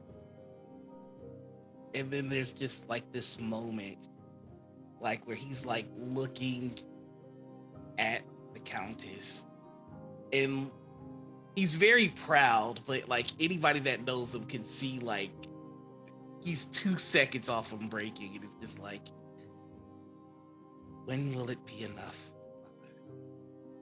When will you have your fill? And what should become of me once you are done taking your joy in kicking? I wonder.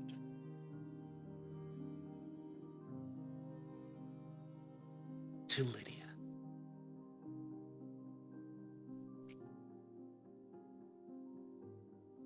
That is a great end to our scene. And to our first novel chapter. And we are going to move on from there to the reputation phase. So for this, you are going to need your family background sheet, which is the peerage sheet for Victor and Lydia, and is the humble origins sheet for Arthur. And what we are going to do is on your family background sheet, you will see that there is a section called reputation criteria. And there it says gain a positive tag if you did a variety of things, such as acting in the service of duty or morality in a way that compromised your desires. And then gain a negative tag if you did a variety of other things, such as acting in contravention of society's conventions. So think about your character's behavior in the last novel chapter and assess whether you think they met any of the positive or negative criteria. If they did, they will gain an appropriate tag from that section. You can only gain one positive or one negative tag, but you can gain one of each if you feel like your character did both positive and negative things during the phase. If you feel like your character didn't do things that match either criteria, then that's fine too. Then you don't need to gain a tag. And tags, as you've seen previously, basically single words that describe what society thinks about you as a result of your actions, such as the ones we have in play. So proud, vengeful, unskilled, negative tags, or gentle, open, devoted as positive tags. So have a look, and when you know where your character stands, let us know. I kind of want to get like y'all's opinion. I kind of forgot where I'm supposed to be looking. I'm trying to So find the on right your link. family background sheet, have you got the humble origins sheet open? Where do I get to that? Okay, That's let me share the link directly in the chat, the chat that we have, so that you can get to it more quickly. Perfect. Try saying contravention of conventions 3 times. Oh my God, that's Contravention of conventions, contravention of conventions, contraventions of conventions. That's a lot. So if you Very open much up the a one lot. that says humble origins, and then we're looking at the reputation criteria section. Can you pick a tag you already had? Yeah, you can pick a tag you already had if you think that's what society thinks about you once again. But you can't have two of the same tag at the same time. Gotcha. So you can't be the proud, vengeful Victor.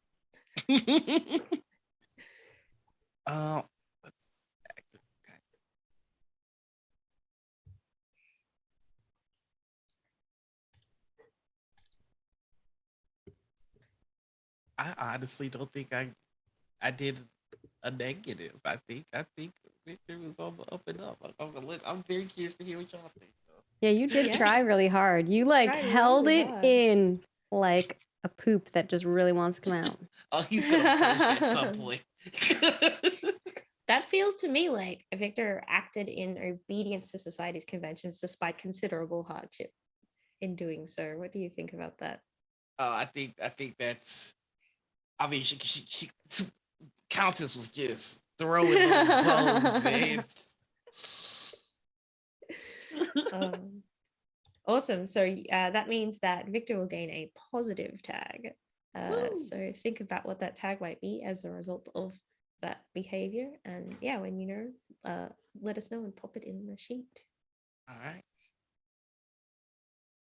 I went ahead and grabbed influential again because I do feel like Victor has a way with people.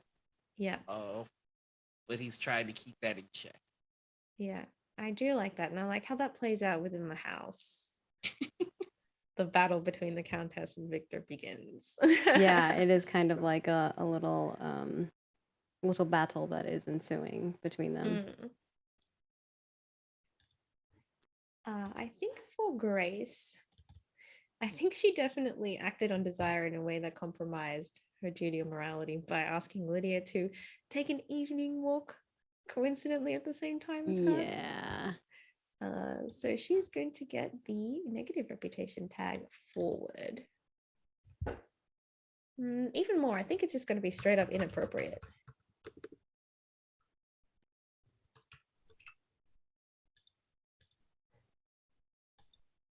How about Arthur and Lydia? Thinking. So my thing is not.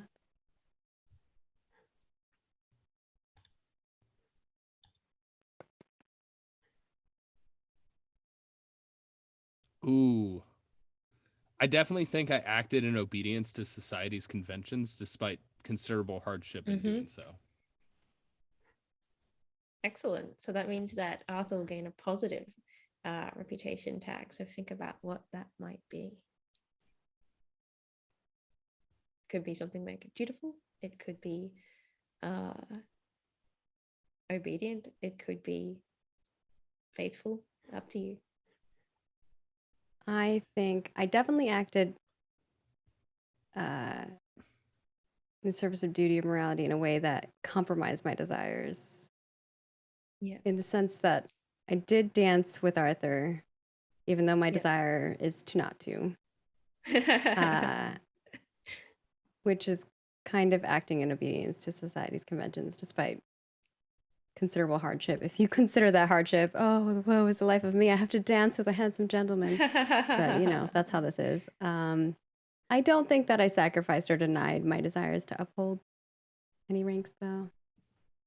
I definitely acted in controversion to society's conventions by saying I was going to go with, that I might go out and see Grace, even though I shouldn't be, as well as the many words I said. If anyone overheard that, that would have been bad. Yes, that's very true. So so I feel yeah. like Lydia might have gained a positive and a negative reputation tag. A positive tag for her behavior at the party and conduct towards Arthur, and a negative tag for that conversation that she had with Grace, which, well, in private, we all know that the corridors of Eaton Grange have ears. Makes sense. I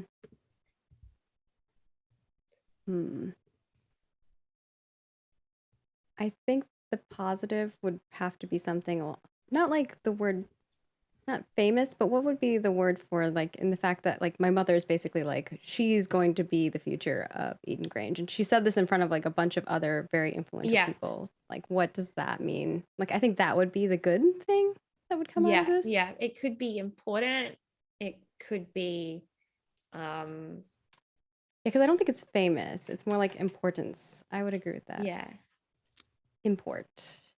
I also think in my interaction with Victor, I presumed an order, instruct, or demand of someone of a higher rank.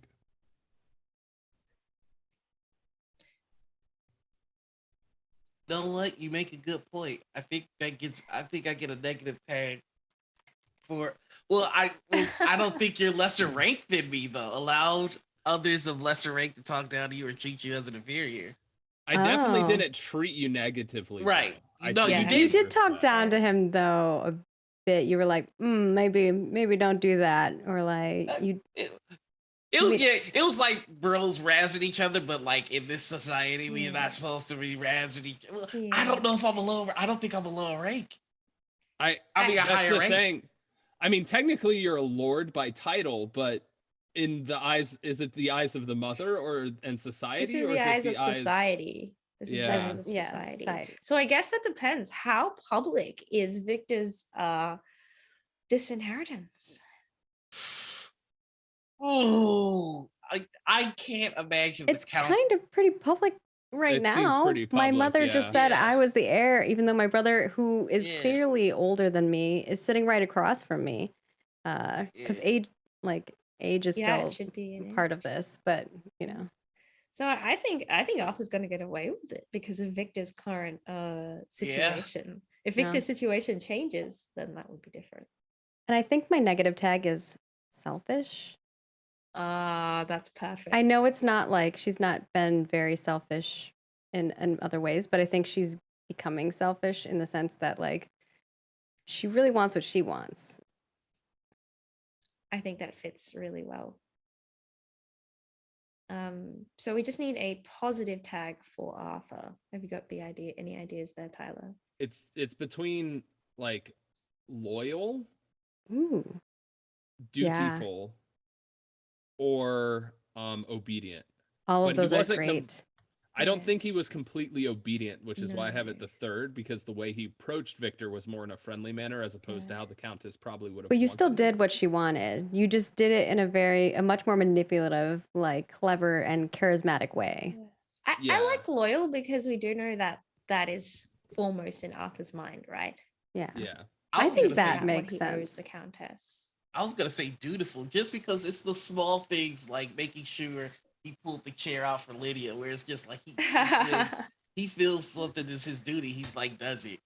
I That's think I'm true, gonna too. go with dutiful. Actually, makes yeah, I can sense. see that. Yeah, Yeah. I do. I like that. Yeah, that kind of describes his behavior more generally. Mhm.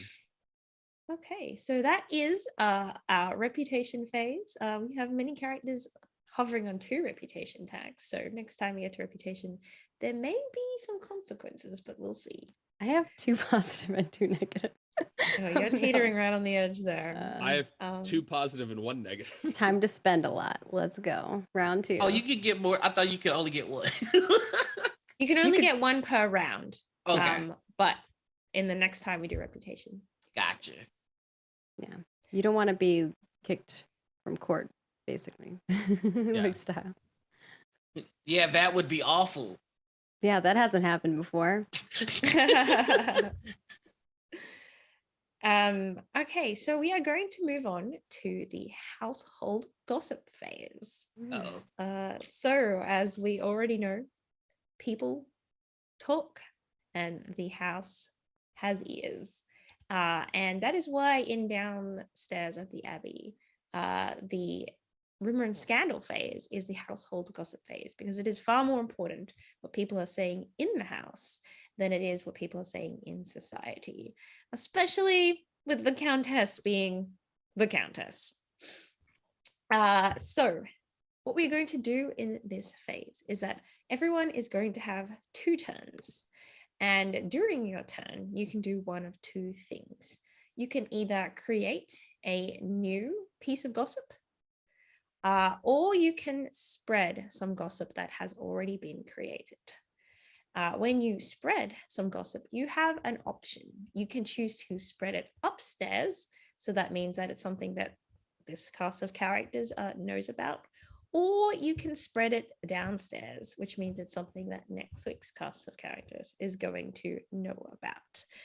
If something has been spread upstairs, you can still spread it downstairs and vice versa as well. So things can be spread upstairs and downstairs. Gossip that has been created but not spread is sort of idly floating around the house. No one is taking it too seriously. They might have heard it, but they don't necessarily pay it credence. However, when gossip has been spread, the people in that area of the house, most of them believe it to be true. So, for example, downstairs in the household, most of them believe that Grace Clark holds affections for someone in the household.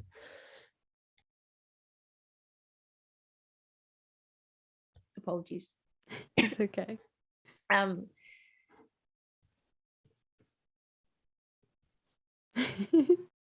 I will assist. And upstairs, there's rumors that Victor got into legal trouble while he was abroad. So, as he's returned, there's been a little gossip, a little chatting happening. So, Arthur and I would perhaps know some of that as it comes to us. House is full of snitches. Is there this is just a general question, is there an opportunity to adjust a rumor that's going around? No, you can't adjust a rumor, but you can spread a new rumor that talks to another rumor.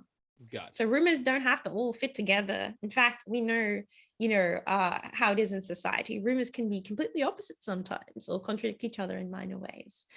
So if you want to adjust something, you can create a new rumor that has a different point of view. And rumors can be about anything you like. They can be about major characters, they can be about connections, they can be about downstairs or upstairs people, and they can even be general things like about the household, or about something that's going to happen in the future, a future event. So you can really make one about anything that interests you. And it doesn't have to be true. Are you Oh, gonna, absolutely. It doesn't have to be true. Yeah, at it can all. totally be wrong, like not true at all. I have an interesting rumor to spread. Yeah. What was the other option if you, instead of spreading a rumor? So you either create one or Okay. you spread it. Gotcha. So I'm gonna create a rumor Yeah. that the Countess was highly dependent on Arthur for her birthday arrangements in the immediate response. Like, she depended on Arthur to a degree that you would not expect from somebody such as Arthur.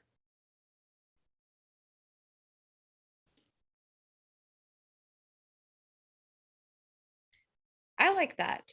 Do we want to make that rumor just a tad more general so that, say, in general, the Countess is dependent on Arthur to Yeah, a degree more than we might expect? She has given great responsibility to Arthur within the household and in relation Excellent. to the party itself. And I am going to put that Arthur Beddington holds affections for Lydia, for Lady Lydia. Ooh. Because he danced with her, he was talking with her, he held her seat open at dinner. I think a lot of people are probably wondering, considering for the longest time we have lived in the same house, but we have not shown each other attention in any way.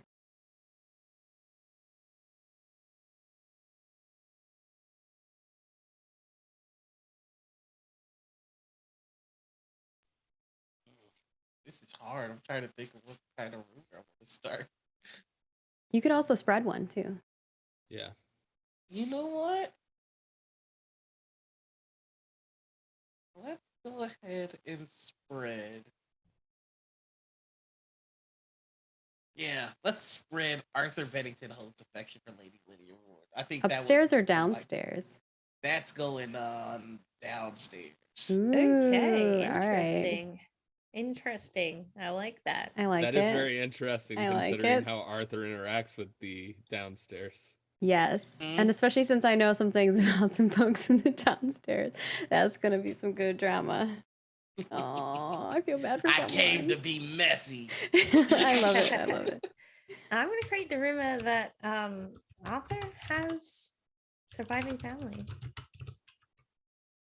Ooh. Where is that being spread? Because now Lydia knows more It's about not yet spread. That is just Oh. at the moment it's just gossip that's been created, but someone could it. Hasn't spread it yet, so we don't know. Yeah, we don't. It's floating around, but no one taking it seriously yet. Well, I just found out that he didn't have family. So we've all had our first turn, so everyone also gets a second turn. Or why he didn't have family, I guess. Okay, I guess we're going on to the second. All right, and I I'm think going that's to- perfect break time if Oh, we're yeah. good with that. Because it's Oh, yeah. perfectly 4 o'clock on the dot. Excellent. And we can She's come like, back that's for a exactly how I second. timed it. Yes, I did that on purpose. So yeah, we'll come back. We'll finish household gossip, and then we'll do some letters. So if you want to think about a letter you might write over the break. And this letter is to someone here, right? The letter can be to whoever. Yes, that's correct. The letter can be to a major character or a connection played by somebody here. All right, perfect. So think on your letters and we'll read those when we return from the break. In the meantime, we hope that you all stand up, stretch your legs. We're going to take about an 8-minute break, give or take. And in the meantime, we will also be playing some trailers for you as well as some lovely fan art from our wonderful, wonderful community, and we'll see you shortly.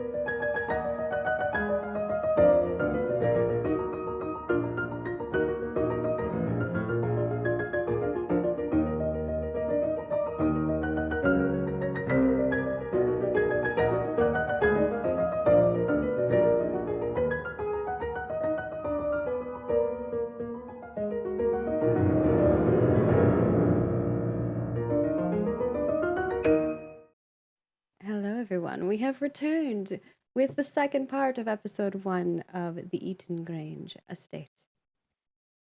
You may take it away. Yes, and we were midway through household gossip. So everyone has one more turn to either create more gossip or to spread some of the gossip that is already floating around either upstairs or downstairs. I want to spread the rumor of the legal trouble for Victor upstairs. It is It's already already spread. spread Oh, it's already upstairs. spread upstairs. Got it. Okay, then I will spread it downstairs. All right, let's spread upstairs and down. The whole household knows about this. What are you thinking, Noir? I'm going to spread upstairs. The Countess is highly dependent on Arthur.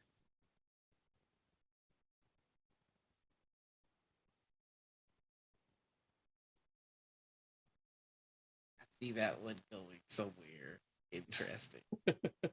That Victor intends to get their inheritance back by any means.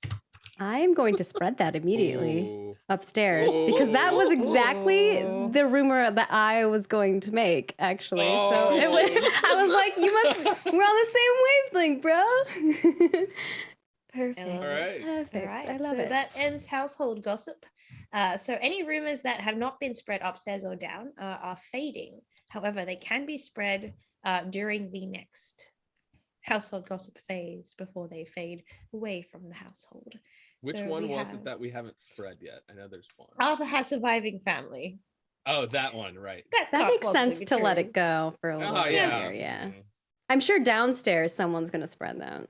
That's not Definitely they juicy. could. It's pretty juicy, but I think it's going to be more juicy for people downstairs. Sure. So currently upstairs, our 3 upstairs rumors: Victor got in legal trouble while he was abroad. The Countess is highly dependent on Arthur, more than you might expect, and has given him great responsibility. And Victor intends to get their inheritance back by any means. And from there, we are going to move to epistolary.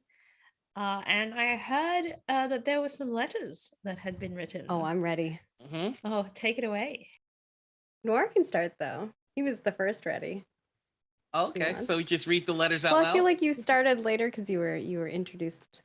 I think you can Mhm. start the letter phase. All right, so here's my letter. Who said 2? My dear Lydia, my most humble of apologies for failing to find a moment to speak with you properly. My time away has withered and worn much of my civility. To see you again after so much time has passed truly does my heart well. You've become a most charming young woman. I pray Mother gives you some reprieve, as she was rather relentless in attempting to find a suitor for me when I was your age. Which all ended rather poorly, but I'm sure I don't need to elaborate further. I'm proud of you, sister, and shall always hold a special place for you in my heart. Despite Mother wielding your name like a cudgel, there is not much that I can offer you, but whatever strength, cunning, or guile I have is yours. Now and forever, your brother, Victor. Oh, Oh. that's so sweet. We're going to have a chat now. All right. I want to offer Victor a resolve token Okay. in the sense that upon finally moving into his room, there's a letter seemingly on the floor near the door that seems to have fallen out of place, addressed to Lydia from Arthur. Your option is to open it or deliver it to your sister. Oh, I love it. That's such a good use of a resolve token. How about why He's is going to open Arthur it. writing to Lydia? I want to read that. It seems freshly I feel written. special. I got a lot of letters today. The ink is seemingly still not fully dry when you open it, so it was written rather hastily and rather quickly. It's addressed to Lydia. What is it to be afflicted in the heart? To love someone so is to be planted beside one another, left to see each other grow. Creating a lifelong dance, eventually a twist together as one, or is it something else? Knowing each other through life allows for respect and fondness of one who is and what they could be.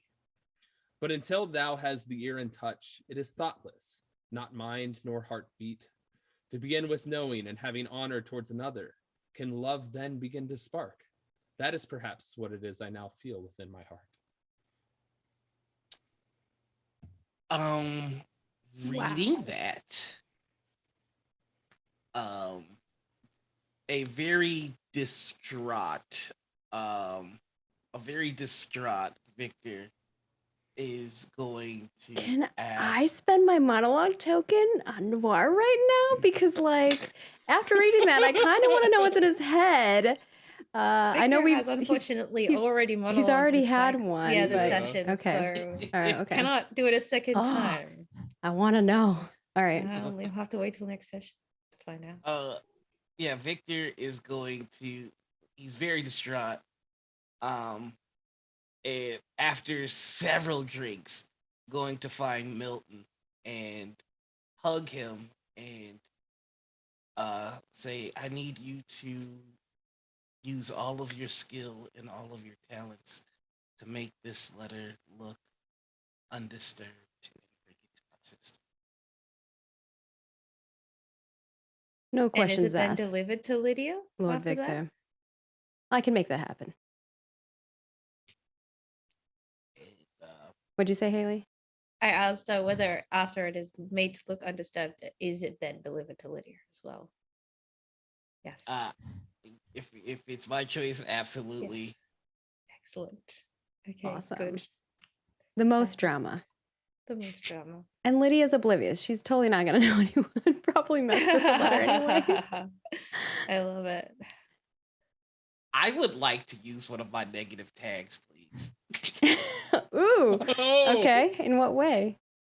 I'm going to spend Vengeful to accelerate the rumor that the Countess depends on Arthur because she is a cruel and incapable individual. I just want to take that rumor and add a twist to Can he it. spend his influence like that? Well, your negative reputation tags have to be spent in ways that are bad for your character, because they are burdens that they bear. So He's doing this while unfortunately- he's messy, so it's clear Yeah. that he's the source of it. Okay, then yes. Yes, if it's clear that he's the source of it, then absolutely. Okay. So we're spreading that downstairs then? No, it's already spread upstairs. It's just it's just that Now I wanted he's to the one who spread it. add the touch to it that it is because the Countess is cruel Oh. Incapable. and incapable. So now we need to add that to it. I'll leave a note that was added by Victor specifically. Oh yeah, because it has to be clear that Victor Yeah. stated. Yeah. That's nice. Getting myself in trouble. Getting yourself in trouble. Ooh, ooh, ooh. Yep. More than you already were. Excellent. All right. Lydia. you So have another- oh, sorry. would Milton spend a resolve token to fix that letter for Noir then? Is that how that works? Technically, Noir would spend the resolve token to compel Milton to fix the letter. Oh, okay. I So will you have to gladly. spend it. Okay, cool. Yep. Yes. Sounds good. I just wanted to know where it needed to be marked off on the sheet. Yes. All right. Then my letter, if I may, or Lydia's letter. Lydia says, "My dearest friend, it's unfortunate that you could not make it to my mother's birthday party. It was, as usual, a celebration for the ages. Although she always requests the most humble of events, we all know what is truly in her heart. You should know, though, my brother has returned. I write no lies, Catherine. He made a grand entrance, although more subtle than to be expected of Victor. I don't think Mother approved, for she had moved on from the pea soup quicker than a spoonful. You'll be happy to know, and you must keep this for your eyes only. I do think I have begun to have feelings for someone. I hope that you can visit the estate soon. I miss you dearly. All the best, Elle.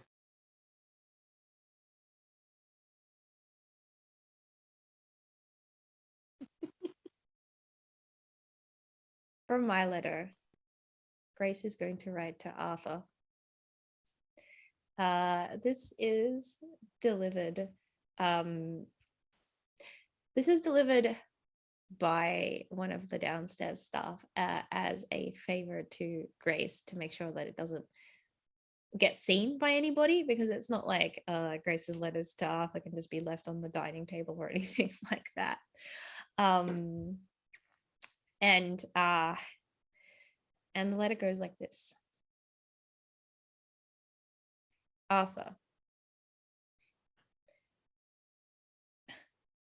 despite the fact that you no longer call me your friend, I know you well. If I may boast, I think I know you better than anyone. And I know the way your mind works and what you are doing.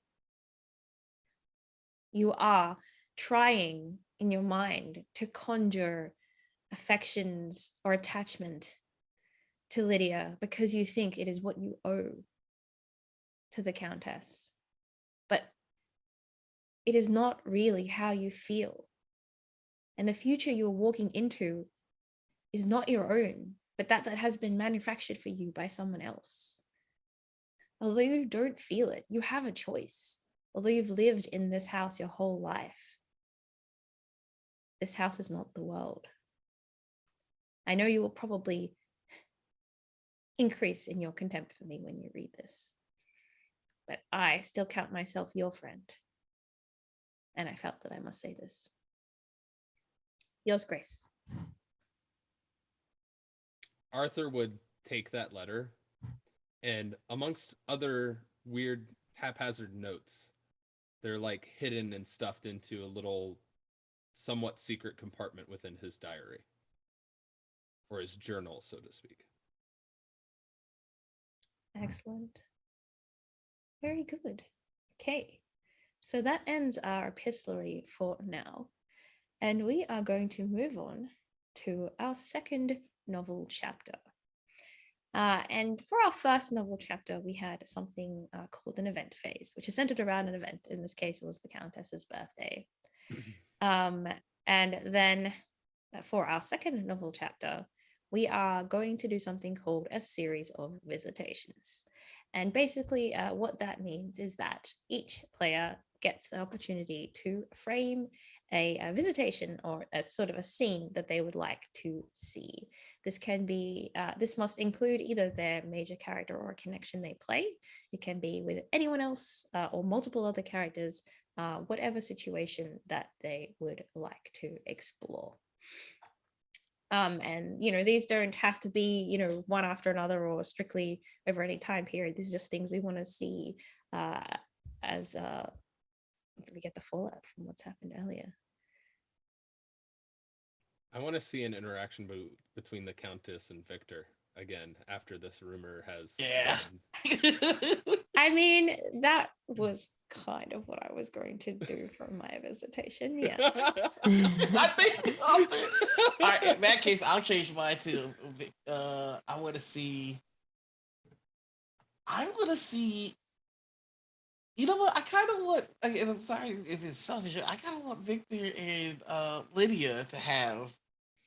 That was one that I was thinking of too. Sibling time.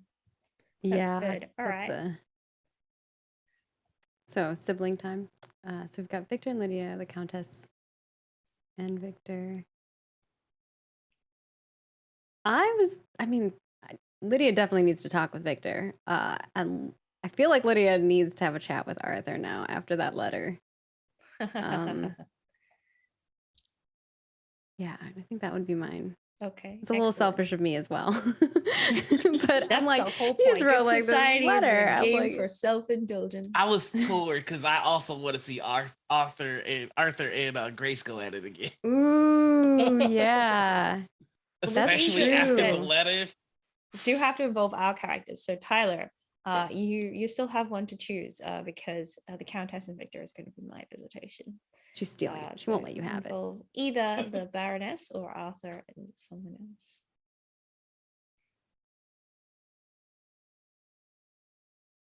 I kind of want a scene with Arthur and downstairs staff. Not like character downstairs, but like an interaction between the downstairs and Arthur. Like different people that help in the house, if that's... It would be a small scene. Milton, I wouldn't know. maybe? Yeah, I was thinking maybe that could happen through Milton. Yeah, Yeah, that could Milton's happen like the through main Yeah, downstairs cast we have here. yeah. Yeah, that would work. Excellent. Okay, that sounds good. All right, so let's begin. Do we want to do the siblings first, or do we want to do Victor and the Countess I mean, first? you tell us what you think is going to be the most juicy drama. Well, let's do Victor and the Countess first, because I feel like then the siblings can discuss the fallout of that occasion. Ooh, yeah. So Lavinia will summon Victor to her office that we saw before, which has the picture of Lydia and Arthur in it. But she closes the curtains to make it look even more severe and foreboding than it ordinarily does.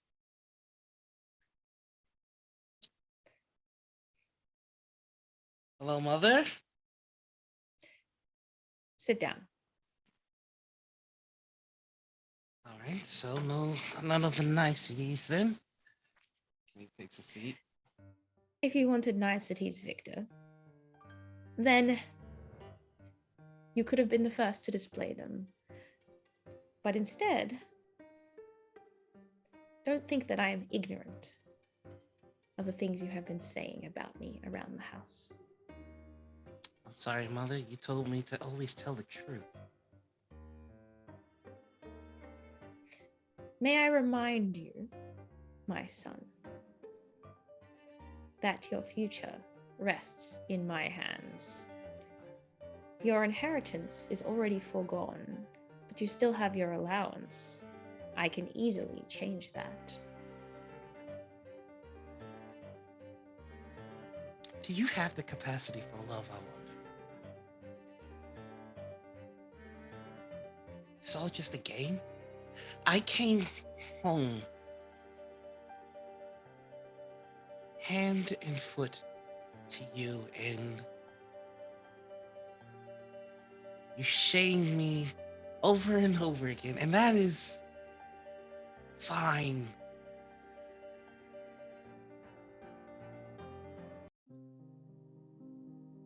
Don't think that I'm so far removed from all of this nonsense that I don't see your hands in the machinations of Lydia and Arthur. What of it? You know That's exactly. not your business. You left, Victor, by your own choosing. You knew what the consequences would be if you did, and you accepted them with your actions. You cannot now come back now that your isolation is inconvenient to you and pretend that that never occurred. I'm just very taken, Mother, that suddenly Arthur is a suitable.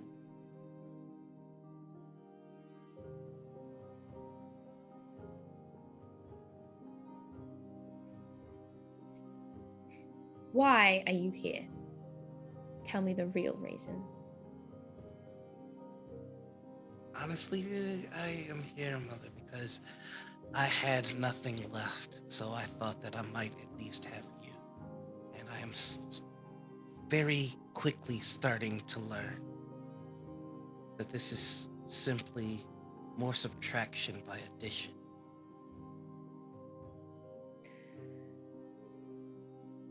My dear Victor, you were the light of my life. A smart, capable, worthy heir whom I taught every year of your life with the most love and care that I could how to take on the responsibilities that one of our station must bear, which are not light or easy to contend with. And yes, it was a serious matter, and yes, there were serious decisions to be made, but those were made in your benefit. And then you turned your back on every moment of care and love and nurturing that I gave you throughout those years, and you call me cold. You would have me go somewhere my heart could not follow. There are more important things than the heart.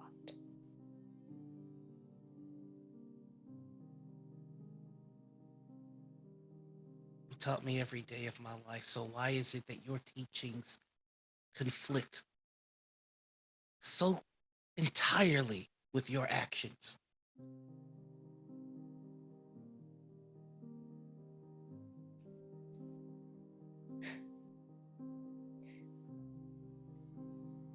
Your bitterness towards me.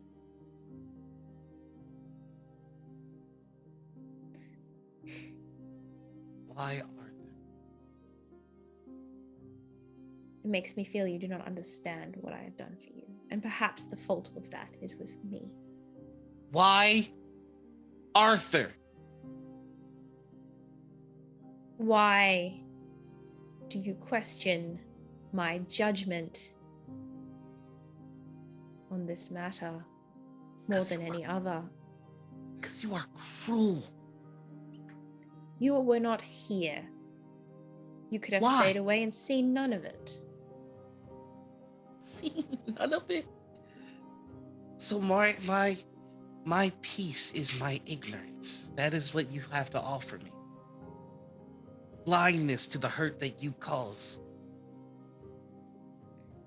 You must choose, as we all do, as Lydia herself has already done, as Arthur is doing now. Be a part of this family and accept the obligations and duties that lays upon you, or don't. You've chosen once before, and in the graciousness of my heart, I am having you here in my home, and I am calling you my son before others, and I would let you be a part of this family again, but only if you understand what family means.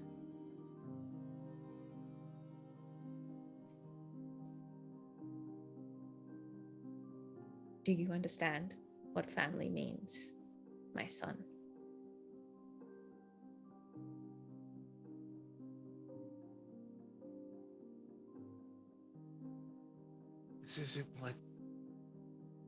This isn't what anyone wants but you.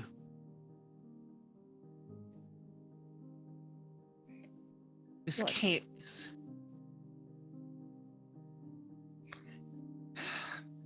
This is what society wants and what they expect and what they need. And everyone here will come to understand that in time. Even you, Victor. Now go away. Think on what I have said to you and give me your reply. Yes, Countess. It is just going to get back and like aggressively push the chair back, walk out. And I think Victor's aggressiveness amuses the Countess a little bit, because there's an element of her looking at it in her own mind, looking at a child having a tantrum still. Dang, Haley, that's harsh. I hate this. Like stabs. Oh. I love it. Yes, as the It's so chat good. has said, I have a lot of experience in playing disappointed parents in Good Ooh. Society. It's, I'm over here Um, like expressing myself. I need to like put a camera over it. so I feel like we should get Arthur into a scene here. Let's do Arthur and the servants first, because I'm curious about. Let's do Arthur and Milton, because I'm curious about what that's gonna About? lead to. Do Yeah. you want to set the scene for us, kind of, that you were thinking of, Tyler? Certainly. I imagine Milton is busy doing his job as Arthur approaches him and kindly goes, sorry, my throat. Say, Milton, may Mr. Beddington, how may I assist you? I kindly have your ear away from prying eyes and prying listeners? You may always have my ear. Is this something serious? Something personal. Well, I know just the place. And he will kind of motion you over to an area in the house where maybe some of the servants go through, but like very rarely do they do so. And kind of pull up one of like the little wooden chairs for you to sit on if you choose to.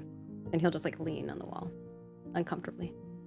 Please, you may have the seat. I do not have the wherewithal to rest my feet at the moment. I have no need for sitting at the moment. Understood. Then we stand. Indeed. I hope you realize that I never think myself above another person in any way, shape, or form. And perhaps that's to my own faults and is not looked most kindly. But everyone within station would have duty come before anything else. And for whatever reason, I find myself conflicted. Last night I wrote a letter that I did not necessarily intend to deliver, but I wrote it such the same, lying possibly about my heart to some extent. And as someone who may have less social duty and requirements held of them, aside from your job, obviously, and you do a fine job at that, Milton, I would wonder if you would give me some insight into what it is I'm searching for that would be a passion or a love that would exist within my heart. Milton waits for him to be certain that it is his turn to speak and that Arthur is complete. And once there's a moment long enough of silence, he realizes this is the moment, and looks at you kind of fondly, actually. Mr. Beddington, I can't tell you what you desire, what will soothe your soul. Only you're the one who can do so. But I can give you advice from my years of experience. First and foremost, you may not feel you are above us as servants, but you are. That is just how it is. And the sooner you realize it and take advantage of it, the sooner you will be able to do the things that you desire, perhaps. Depending what that is, which I know not of. But when it comes to love, love is a different thing. I have seen many artists paint love, write poetry about love, write letters about love. What truly is love, other than how we feel for another, what care we give, how we nurture that other person? Often people think that love has to be this spark that you are entitled to, but I think it is something different. I think it is taking the time to think of someone else, doing a kind act for that person, being there for them at the hardest times in their life. It is action that shows your love, not necessarily serendipity. So if you wrote this letter and you feel you have lied about your feelings, well, the best way to amend them is to let the person you lied to know you lied. Because eventually, it will come to the surface. Lies always do. But how can I tell when my love or how I feel is misguided by my duty or what I feel I owe to another? Hmm. As much as this is my home, I don't feel it as if it's fully my home, and more so my place in which I owe a great debt. Aside from which, the moment I got to spend with the lady Lydia on the dance floor, or the moment I got to share with Victor himself on the stairs, and hopefully to hear about his stories later, I have a fondness for them and who I would consider my fellow siblings. And even for one who possibly I cannot even begin to think of as a friend anymore. How do I know what is right in the science of my heart versus what is right in society and right with my conflicted thoughts of owing a debt of life? And how am I to treat people lesser than, such as yourself, when I feel no different than you? I feel like I serve the same countess, the same people in a way that you serve. And I feel as if every person requires thanks for the stuff that they do, whether it is required out of duty or not. Aren't there multiple levels of love? Ones of passion versus ones of family and ones of fellow man and woman?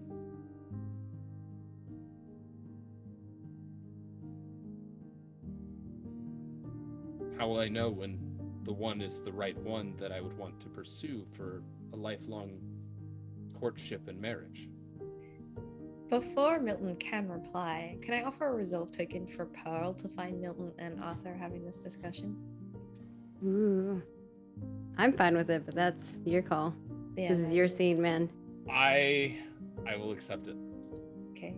So, This is how that downstairs rumor's going about your affection towards another person. Absolutely. I think that Pearl is carried by the sound of Arthur's voice because he is late for his lesson. She makes her way up the staircase and catches sight of Arthur talking to Milton and just sort of sighs kind of disappointedly. She Arthur. would see him pacing as he Right. continues to talk.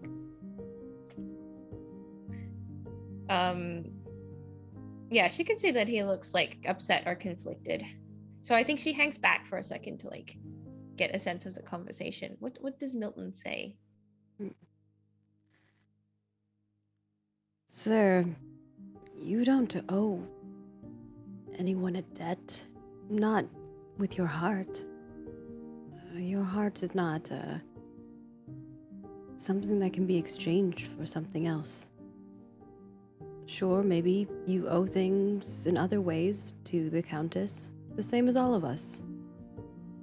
But we repay her in indifference. I understand how you can feel that we are the same, but we are not. How do you And I know think what's right? Oh, Sorry. go ahead. Finish your sentence. How do you know what's right in your heart versus in society? They could be one and the same. They could be different. It's up to you. If you love someone, then you'll know. And like you said, there are multiple levels of love. There is love that is that of family, of friend, and one of true heart that you will want to spend the rest of your life with.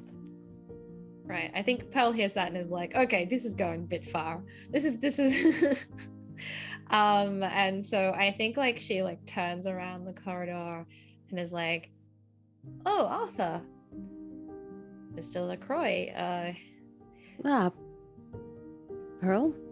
I see you are deep in conversation. Gives Arthur a look.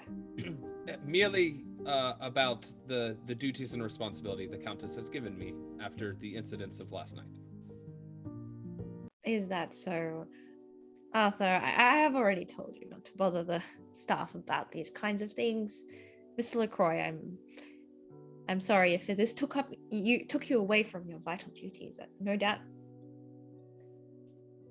I am always happy to have a conversation with you, Mr. Beddington and Miss Scarborough. Of course, I will make up the time, whatever is needed. I always offer my ear if those are in need. Oh, it's none of that. Arthur, can you go get the equipment? I'll be with you in just a moment. Absolutely. And I think Pearl turns to Milton and says, Mr. LaCroix, I appreciate you helping out Mr. Beddington, but really you don't need to do that. And can you tell the other staff that maybe they needn't indulge. He seems the type to confide in literally anyone. And I do know it is taking up your time, and of course it may cross the line between your duties and work. I understand, but maybe you would like to take on that role then? If he's looking for someone to confide in. Of course, and I do, and he does. It's simply that he's a very contemplative gentleman.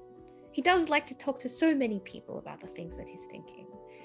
And I fear that where he talked to a lot of the staff, he would get so many contradictory ideas that it would be difficult for him. I see. Not to mention Milton the in his head doesn't agree, but also understands, like, he's basically being, like, scolded at this moment. Of course, there's nothing that I need to mention to the Countess or anything like that. It's just an observation. I had no meaning to be familiar with him. He came to me asking a question, and I just offered my words. As I'm sure you would if he came to you.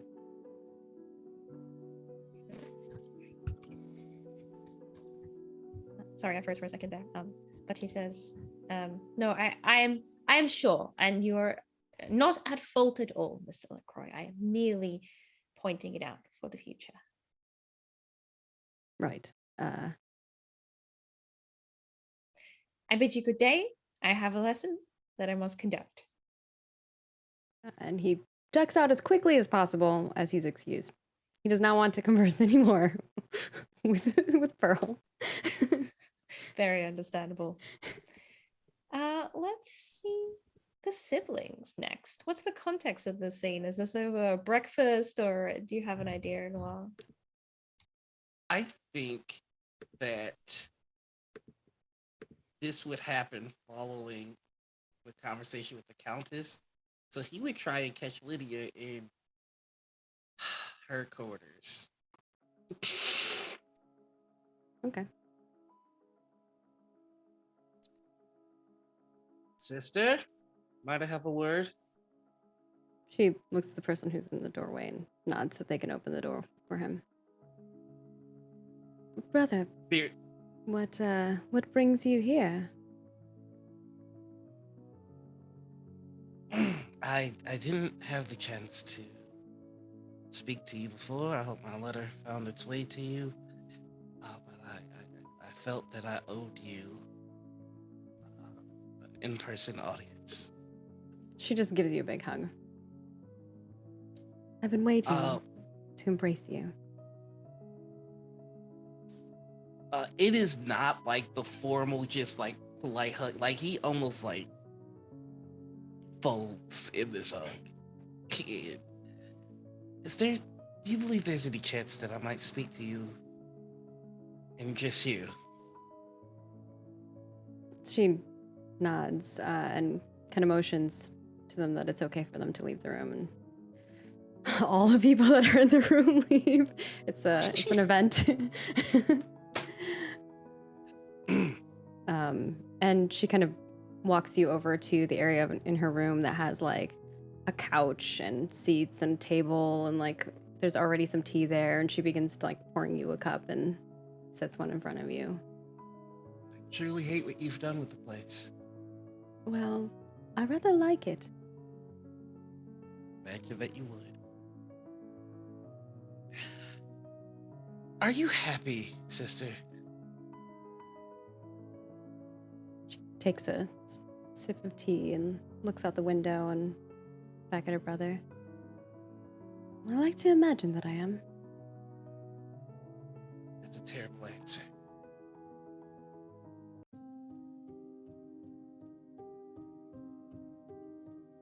What would you rather I answer with?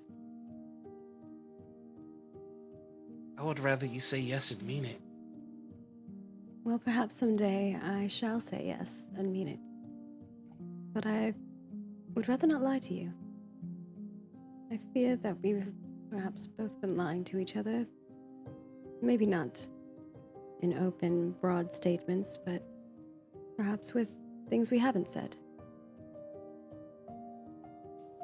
There's much of that, much of the things left unsaid.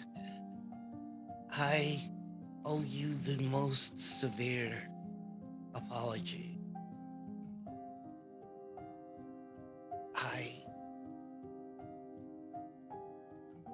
I did not mean to abandon you. I just could no longer stay.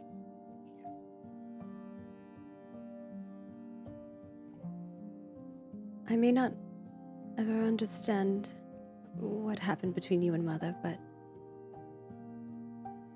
when you left, I'm certain you may be happier, but it drew her eyes towards me. There were expectations, and now I think I understand where you come from. Maybe in more ways than I ever have before.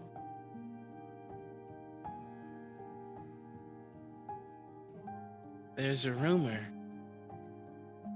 that I will do anything and everything to require my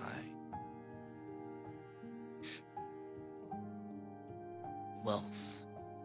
Is that why you came here?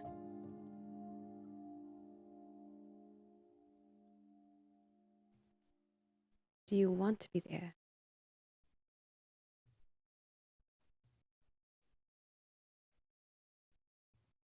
Yes. And no. You said that when I left that I may have found joy, and I did. When I left, I was happy for the first time. If someone were to have asked me, I would have said yes, and I would have meant it. Then, if you were so happy, why leave all of that happiness to return to a place that you know Mother will expect things from you? I know my speech may have said she doesn't, but we both know otherwise. You said what you had to say. And I'd imagine most of your life you have spent it saying what you have to say, not what you want to say. Maybe not all of it.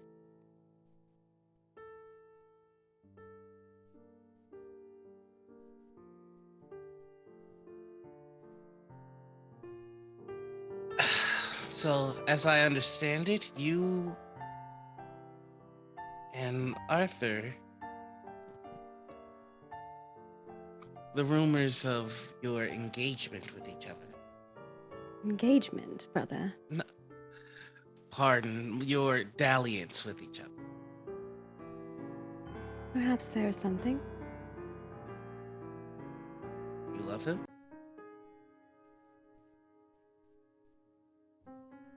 I don't know if I know what love is for Arthur. Can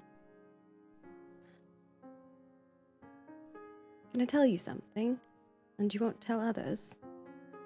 For course, real yep. this time. You have my word. This is a new beginning for us, brother.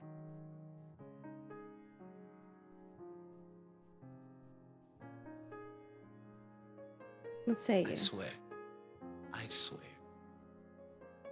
Then I propose, she lifts up her glass for tea, that from now on, we can fight in one another.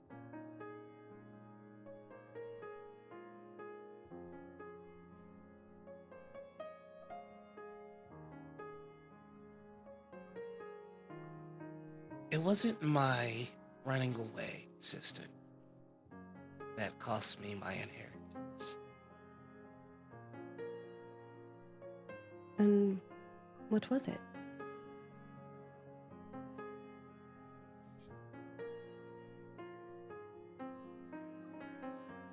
I was wed. You were married? To who? Was. Was? Well, you know what people will say.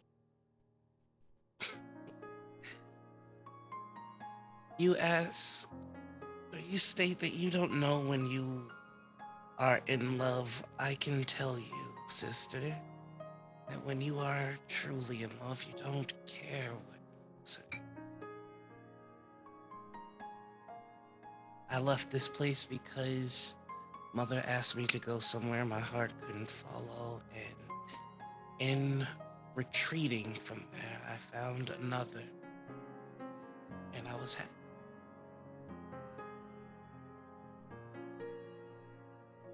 I want you to have that same happiness.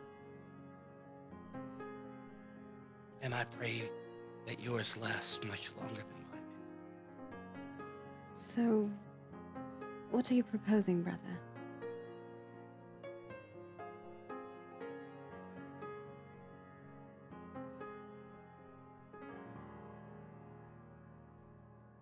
Nothing good.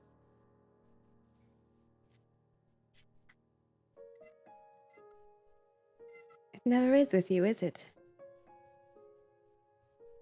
Far better lady of the house than she is. That is not a threat. Simply saying. I've heard there has been threats. Scotch does not bring out the best in me. Well, perhaps you don't drink any more scotch then. Because the words you're saying have been going around, and I'm certain Mother is not happy about it. Oh, quite. He's quite upset. Oh, she's already talked to you about it? Oh, yes, I've lost my inheritance, and if I keep speaking in the way that I have, I'm due to lose my allowance as well. She might even put me on the street.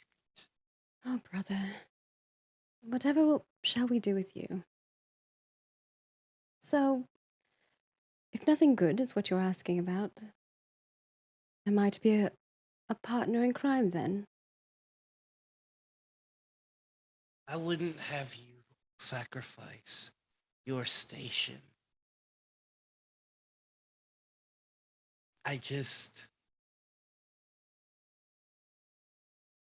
It pains me to see you carry the burden meant for me. And it pains me to see you potentially throw your heart away. It's all.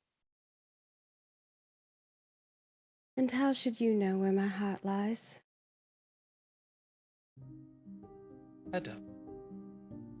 I just hope it doesn't lie where Mother is telling me to. Hmm.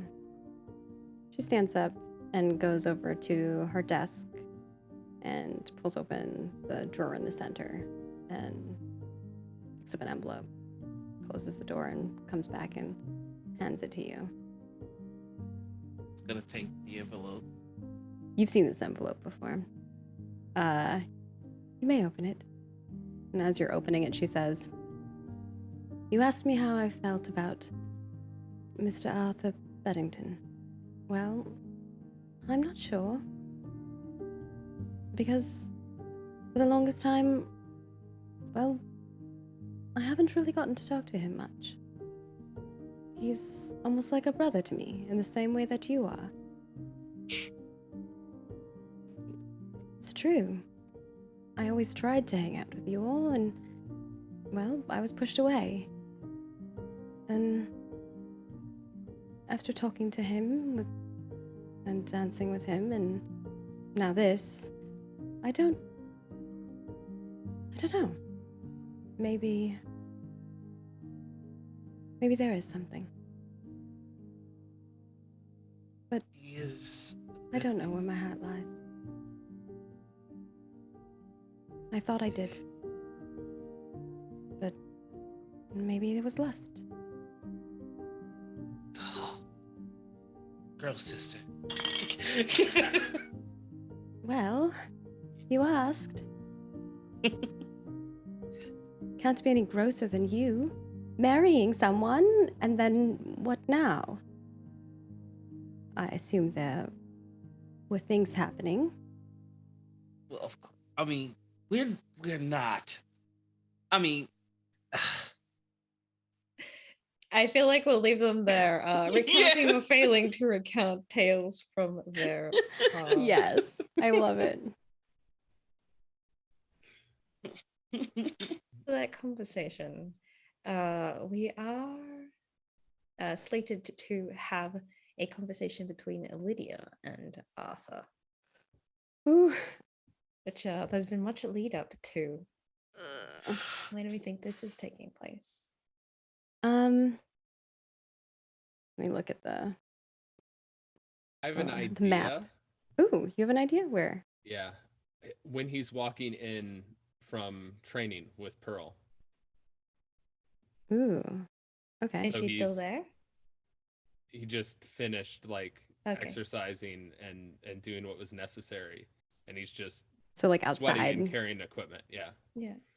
Um And she's just spent like a good half hour whooping his ass, but also explaining like, you can tell me anything. You can confide in me. Like, I don't know, why you keep talking to these random people. Like, like I'll help you with anything you need help with. Pearl's like, please just talk to me. talk to And- me. And by the end of the training, Arthur would have been far more aggressive than he has been in the past.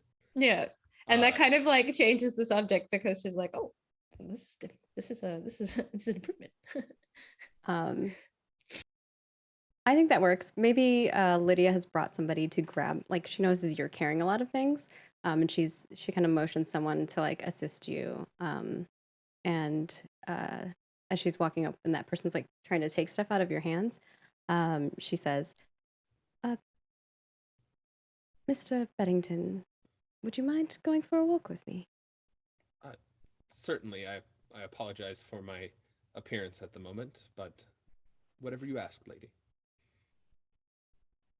And she'll just start walking. It's like opens up an umbrella. You'll notice that while they took practically everything from Arthur, he has kept his what's the fencing sword called? It's I can't think of the name of it. It's basically a rapier, but it's not Rapier? really a rapier. But yeah. it'd oh, be a foil. rapier. There, his foil. I was like, Shania, but that's like the wooden version.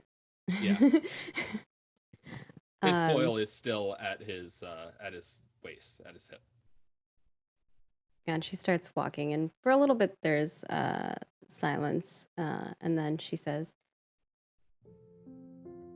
"I got your letter." Oh, good. I was wondering where that had ended up. Where would you expect it to end up? Oh, in my clumsiness, my lady, I misplaced it, and I was hopeful that one of the maids would have been able to pick it and deliver it. Well, she looks around and you can see some people like watching us as we walk. I'm certain that would cause quite a rustling if someone did open it. I do not believe anybody would dare so do that, my lady. They do at least have respect for me and my privacy to a degree. Something that my kindness to them, I believe, does allow. Then I fear that I must tell you I did share your letter with someone else. Oh? It is your letter to share, after all, so that is completely fair. My brother. Ah, So, none of them will be gossiping about it. Unless he were to share it, but, well, who knows what Victor will do. He says he will keep it to himself, but this is my first test for him as his return. I'm sure there will be many. I do want to be completely forthright with you, my lady. Oh? The contents of that letter, while truly from the heart, I'm not quite sure how I truly feel.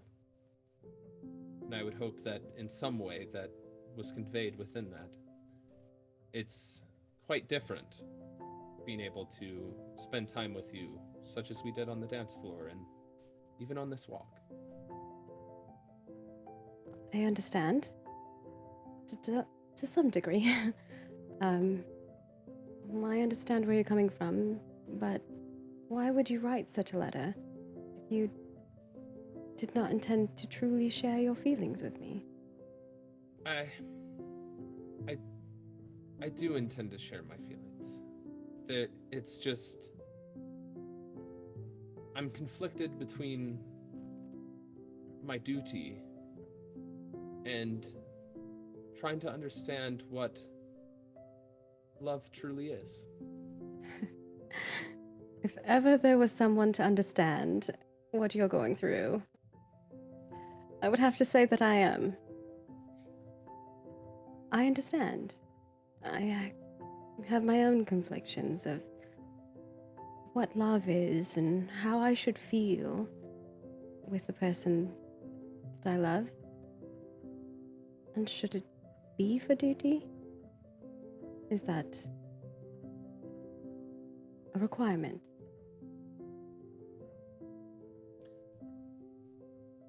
I would think that love could be separate, but it also could be found within one's own duty.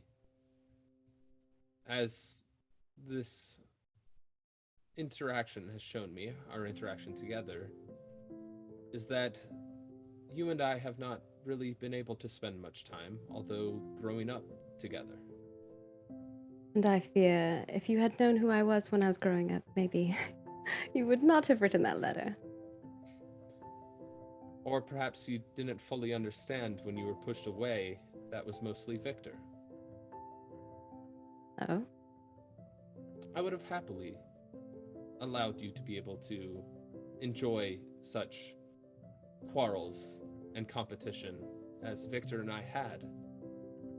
Well, as we So- know, I probably wouldn't have won any of those competitions anyway. I do Oh, hear what please. people say about me. And to be honest, none of it's wrong. If I were to speak freely, I am quite clumsy in and of it myself, so I do not believe that you would necessarily lose as much as I have lost. So perhaps we have more in common after all, Mr. Beddington. If your mother would allow, I would like to see it that you are able to enjoy fencing as much as I do, as you spoke up in our dance, hating the piano and wanting to possibly be able to take up a sword, much like I. And do you think Pearl would be interested in that? Look like the two of you are having quite a tussle out there.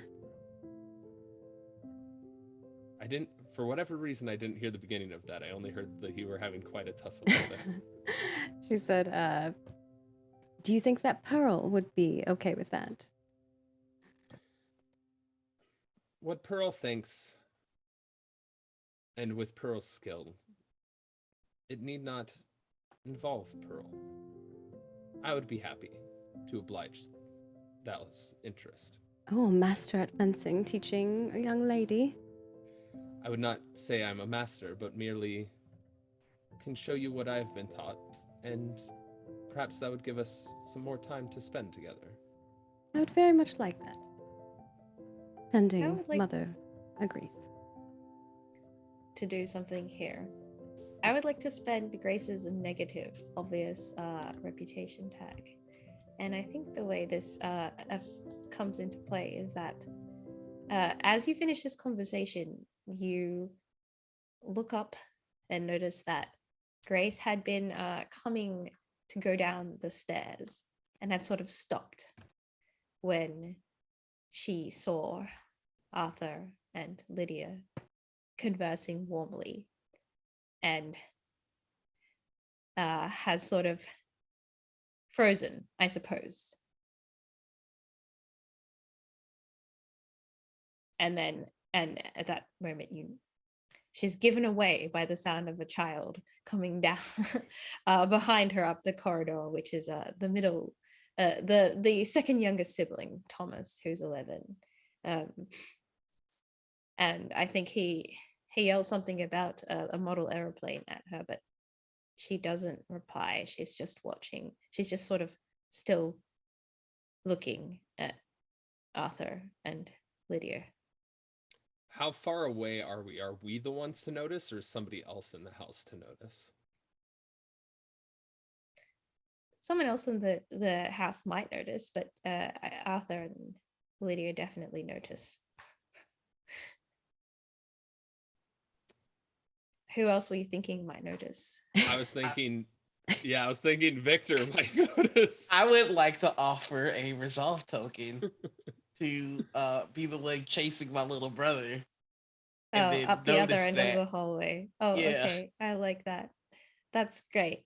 Like So you I have guess- the airplane, and he's you're like Yeah, holding it yeah. up, and he's trying to Yeah. get it, but he's too Yeah. short. I like it. Yeah, cool. All right. So I think that Victor would have noticed that Grace has been standing there for like a good 30 seconds, whereas like Yeah. Lydia and Arthur would have just noticed that Grace has now arrived, I like that. has turned the corner. And Grace is sort of not aware of Victor in this moment until Thomas calls out, "Give me back my plane." Yeah, I think Lydia is like smiling and having this conversation with Arthur, and then when she notices Grace, her demeanor changes a little bit.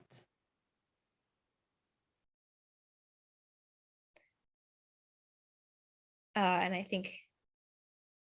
I think like Grace's look hangs on Lydia just like a little bit too long, and then she like snaps around to look at Thomas and Victor, and sort of like gives a weak smile at their playing.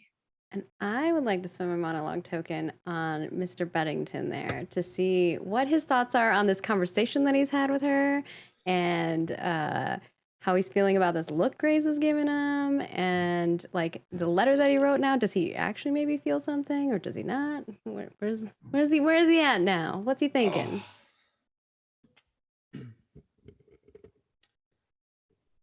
All right.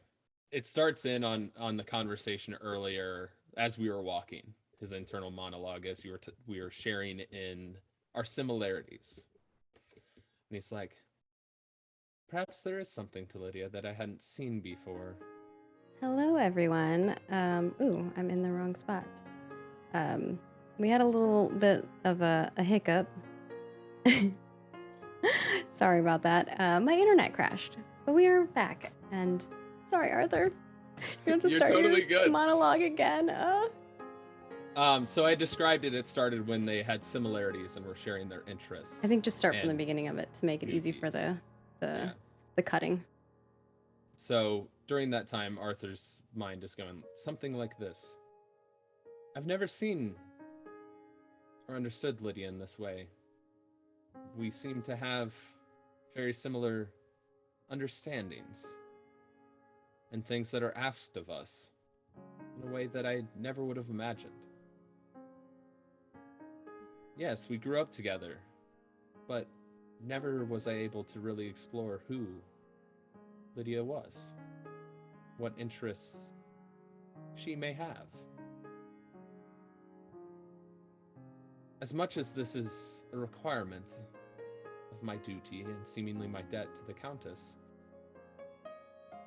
my heart has interest in it of its own choice, its own volition.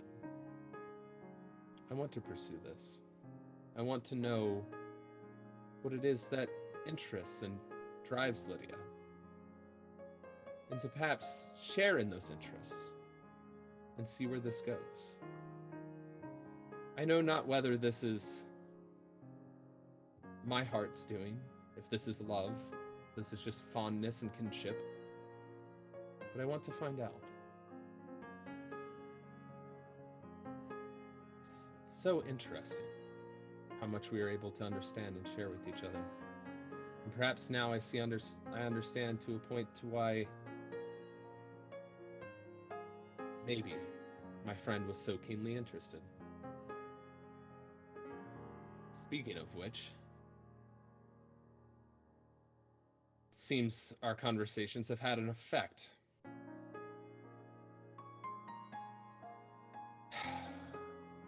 This is conflicting. Now I have even more a desire to not be friends with Grace. And possibly a desire of my own of the interests towards the one that they have interest in themselves.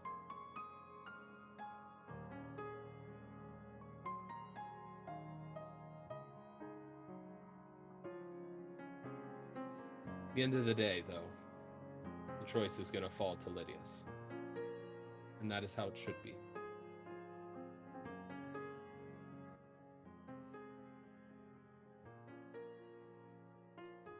Awesome. And I want to continue on from that moment, but change the focus of our scene here, since we have a little bit of time, to Grace and Victor. Because I think Grace turns around after Thomas yells out for the play the second time, and yes, gives a weak smile at Victor and Thomas, and says, Thomas, if you want your plate back, you must ask for it in a courteous manner. But it's clear she's joking.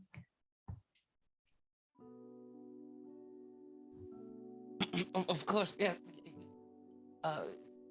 Please say, sir, may I have my airplane? And I'll be more than happy to give it back to you. Does Victor give it back? Of course. And he sends, and he's gonna send him kind of running about. Then he's just gonna look over at Grace. Are you well? You seem distracted. Oh, yes. My apologies. I thought I saw something downstairs, but my eyes playing tricks on me. The grand staircase has a habit of reflecting the light in a way that I've never quite gotten used to.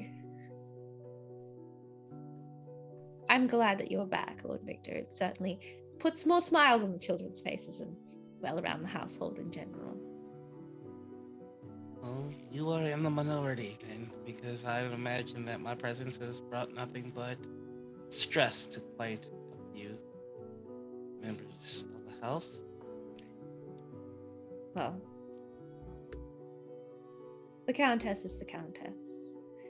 But I can tell you that downstairs, everyone is quite glad for your return as well. Well, that's where all the fun people are. So. Never thought I'd see the day, right? And just kind of gestures over to where Arthur and Lydia were walking. Yes, they do seem to be getting along rather well. Mother's doing, no doubt. Of course. It's curious, though, when duty forces two people together that they can begin to see it as an opportunity, like enjoying captivity. I'm sorry, I shouldn't speak so about your sister and about Mr. Beddington. I really do care for them both. God, don't do that thing where you forget that you're a human being. I hate that. You're also good at it. Personally, I believe that duty is a terrible thing to bond to. But that's just my opinion, which is why my opinion holds no weight here. Well, you and me both, my lord. No, you don't have to do that when nobody's around. There's always somebody around. That's why I ran. But I do hope that you find what you were hoping for coming back here, if not at first. Well, in time, at least. I don't think that I will. We shall endeavor to try. And that's all any of us can do. And, well, I am not one of much influence in this household, but I do have friends downstairs, so if there is anything I can do to assist you. And I would extend the same offer, though I am certain that I can offer you even less. But you Then could just we- call. You could just call me Victor. Besides, I'm not even certain if I am still a lord. It depends on Mother's mood. Well, I think this is Grace gets a bit tutoring. Well, technically, although she can disinherit you in a financial sense, she's not actually in the ability to strip your title as a peer from you. It's the law of inheritance of that's tied specifically to Eaton Grange. I read up on it when I got posted here. So perhaps the only thing that is safe is the fact that I should call you, my lord. I could never best you. And that's a win for me. That's one thing that she can't take. So I shall be a pitiless lord. Well, if the only thing we can offer each other is well wishes, let us offer them then. And freely. Now, if you excuse me, I have more siblings to terrorize. Certainly. Awesome. That's great.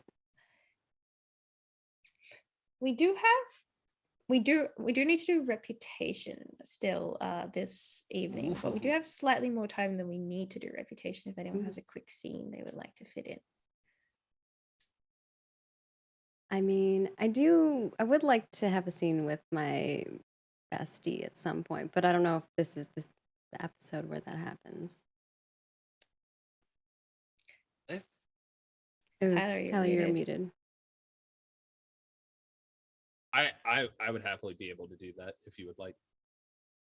Does she Let's do it. come visit the manor or the estate? Yes. As soon as she received your letter, she would have headed. I'm like, pack my bags. We're going. 100%. I get the feeling that the Countess loves Baroness Catherine.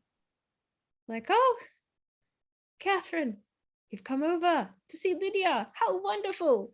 I'll get tea sent around. And then she just turns immediately to the servant next to her, get tea sent around. I love it. That makes perfect sense. We probably are in maybe one of the drawing rooms or the parlor. What makes sense? Drawing rooms? That works. Okay. Yeah. I think I'll that probably makes sense. be in there and when you arrive and immediately run to Catherine and being like, Catherine, I have missed you. How have you been? And she just immediately like grasps your hand and like drags you across the room to the seats where there's tea laid out. Oh my. I've been wonderful. How have you been? I received your letter and have grand entrance. You in just what you arrived. said. How are the kids? How's your husband? Oh, my husband is busy at work as is usual, but still gives me the pleasantries as expected. Are you So and sweet and so Baron lovely. still in love? Absolutely. Oh, I want that so much. Even just yesterday, he was coming in from the field and thought of me and picked a flower. Oh, Always so gentle, elegant, and sweet. I wish that for everyone. And you can have it. Tell me about your new interests, your possible affection. Well, I don't want to sour it. Oh, Mm, please. but I might be feeling something for someone. Well, that is exciting. It should be a joyous occasion. I suppose it should be, shouldn't it? Yes. Why do you seem so dour about it? What if your heart is torn? How so? Well, what if maybe you like more than one person? Oh, dear. That is quite intriguing, and I can imagine the difficulty of that. But, you know, there's different types of love. And there's different types of affections that you can have. Are both of them proper gentlemen or gentle ladies? I like to think so. As much as I know.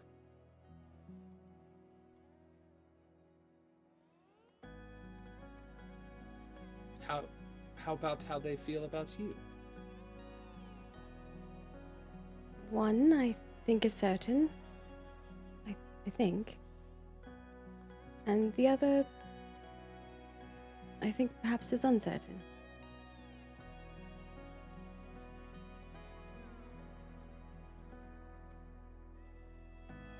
Did both of these come about at the same time, or is this something new? Obviously, this is the first I've heard of it. The first time you've told me of an interest in someone else. It's so exciting, given you're at the age for marriage. I know, I suppose I should count my blessings then, that I have options, I suppose. Oh, it's not that simple. I understand the difficulties that you must have. Are you saying weighing- there was more than one in regards to the Baron? There were multiple suitors, but everybody offers something distinctly different. You know, you have to think about the life that you want to have. Not just necessarily what's best for your feelings, but what's best for your livelihood, your children, and the life that is to carry on beyond that. I suppose I didn't really think about that. Because I'm well aware, and as your mother is well aware, your love of your children is distinctly different than your love of anyone else. I would like to spend my selfish tag, and I'm not sure how this can be applied here.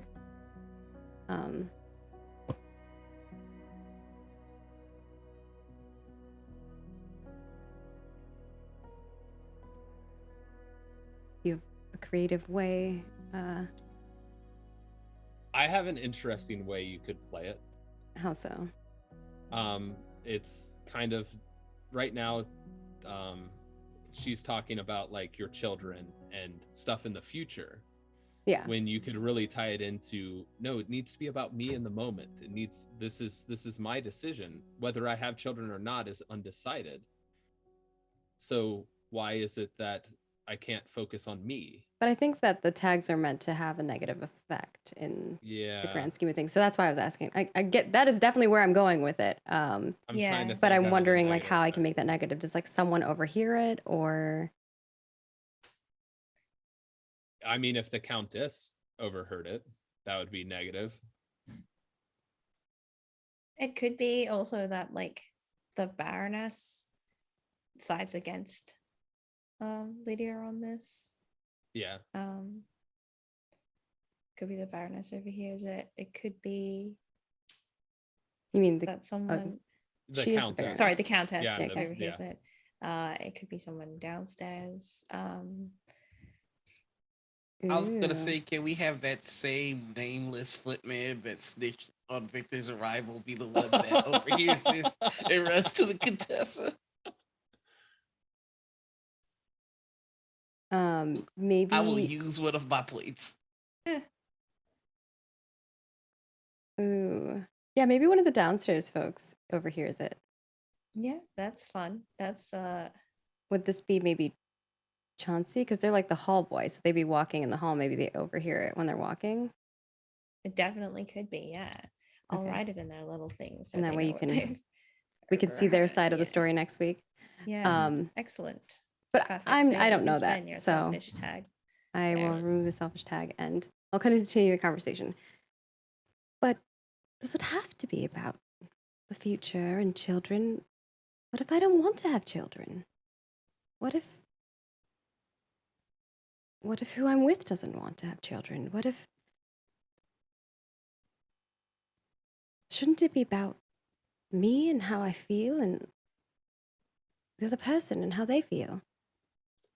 to a degree, yes, but you are the heir to your family. You're the one that's supposed to carry on the name and the legacy of this wonderful estate. And what if I don't? What if I marry someone who has no station? That would be quite unwise and scandalous. You saw what happened to your brother, right, when he left? So you agree with them then that I must marry someone for duty? Not just for duty. You must follow your heart and follow what is right for your future, not entirely just you. Because you know not what you weigh against and what you could possibly lose by following your heart in the wrong direction. You could become such a simpleton to the point to where you have to work on your hands and knees and scrub a floor, But would that completely disowned by your family. But are you saying that those who do those things for us are not happy? Do not enjoy their lives? I'm not That saying their that they're not- children are not taken care of? I'm not saying that they're not necessarily happy, but to work such a job, you are away from your children and your loved ones for such a long period of time. You have to pay attention. All of these people in your house, have you met their families? Have you seen their loved ones? They're here every day. What you lose, you may have gained in the person that you love. But if you love them so much and are so focused on just you and you get no time to spend with them, how do you know you can continue loving them? See, this is why I always enjoy your visits. You're so introspective or something. I suppose I have a lot to think about. At the end of the day, my friend, no, I won't share any of your secrets with anybody.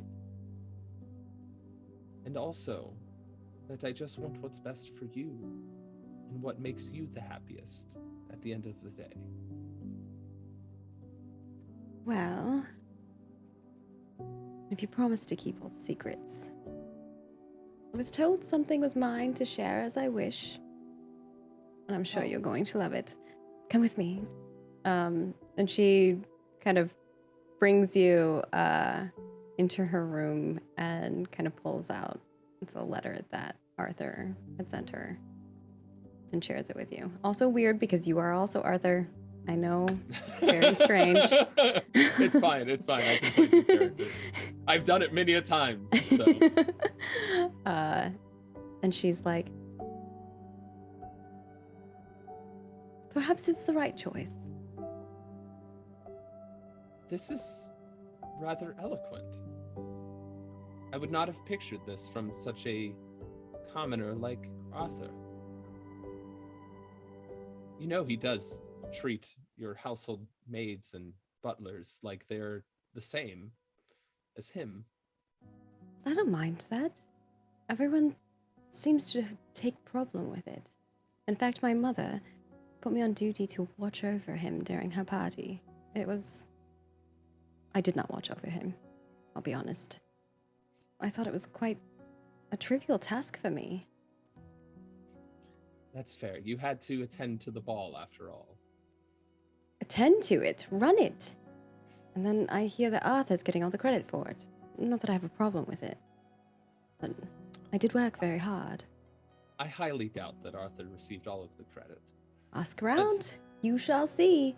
There are rumors. Rumors will always be about. But is this the one that you share affection? At least one of them. Perhaps. That's wonderful. He seems like a proper gentleman and one that would be possibly able to live up to your mother's expectations at the very least. But also one that would to join consider us your then. well-being. Maybe tea or something.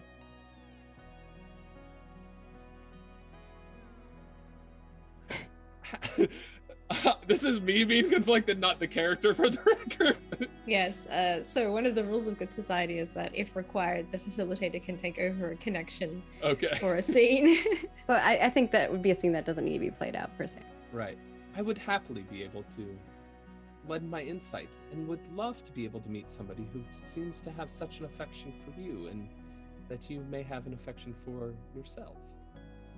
They would have to have your approval, of course. I mean, mother's as well.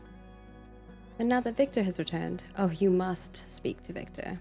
Tell him to not do whatever it is that he's trying to do. I fear that he's planning something, and perhaps he'll listen to you more than he will to me. He says he will turn his whatever he's got going around, but I fear that perhaps he's just saying sweet words to me, and that his actions might be otherwise. Oh, you know Victor. He's always been bullheaded and done his own things. He wouldn't even let you play with him as you grew up, as you always told me. He does seem different. He sent me an apology and even said it in person, which is not very Victor-like at all. And he confided in me. So perhaps there is a change there. Although he did say he is vying for the heir. But that is going to take a lot more than just sweet talks with me. For it doesn't even matter what I think, it's what Mother thinks. Indeed.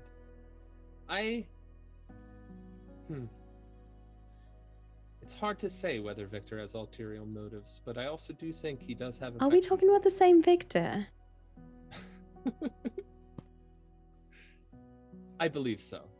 But I do believe Victor does have a kindness in his heart for you as his sister. I do too. And I him. You know, as a brother. Of course. But yes, do share with me all of the details and the everything that's been going on here. You having an affection for somebody who you've grown up with is such news. And I think that's where, like, the scene ends with them just, like, gossiping in the room together and maybe showing off new dresses that they got. And it's just, you know, girl talk. Like showing, well, not really pictures of her children, but like talking of her He has little children. paintings. William Yeah. portrait, yeah. Yeah. Portrait. Aw, Love it. cute. Awesome. All right. So we have one thing left to do this session, and that is reputation. And that's going to work exactly the same way as it did last time. So have a look at your family background. I feel like for Grace, it's quite easy. I don't think in this case she did a sufficient amount to gain a positive or negative reputation tag.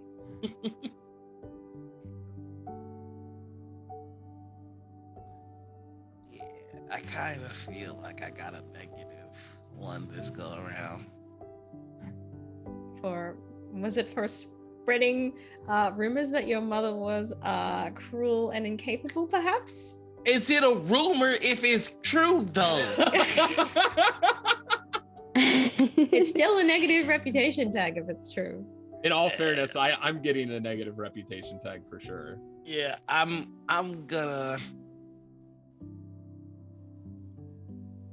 gonna go with mean spirited. That fits. I think that I'm only going to get a positive one this time. I think I Going mostly to- acted in obedience against what she truly feels in her heart. She's having that moment where we'll talk more about it in the after show, but yeah. I think I got a positive one for made a sacrifice or denied your desire to uphold the superiority of your rank. Just gonna picture that. Yeah, Well- which moment are you thinking of there? During his conversation with his sister, he's gauging to see if she actually cares about Arthur, and kind of putting what she's feeling ahead. That's of very his. true. Oh. That's That's very why he true. didn't step I in and definitely say see anything. that. That's an definitely see interesting that. side of it too, Yeah. which, Absolutely. not everyone knows yet. That's a whole other pickle.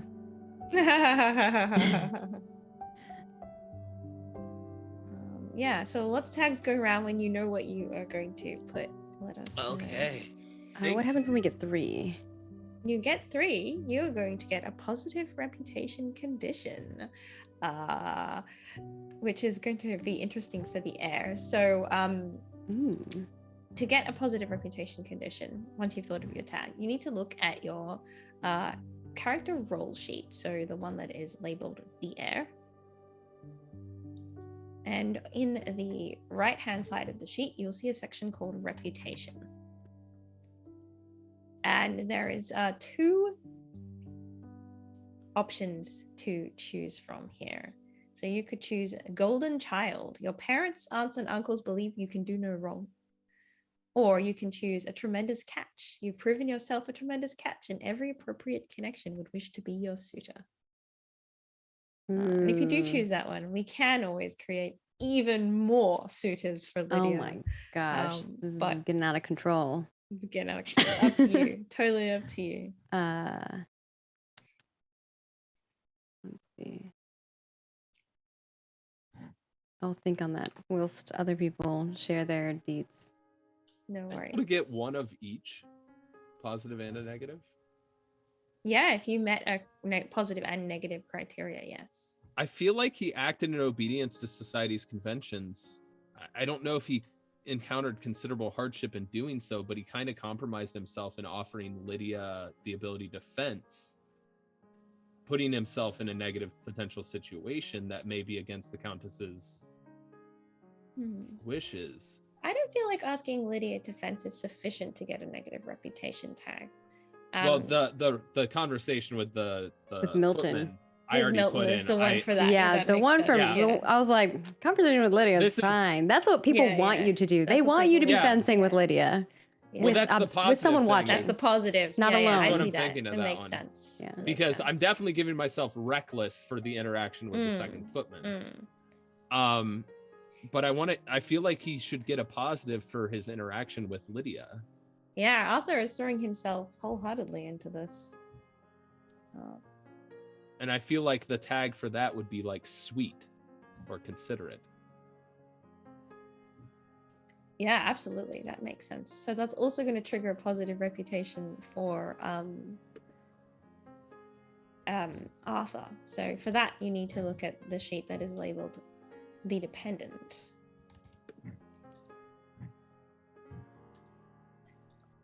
And you've got 2 options again.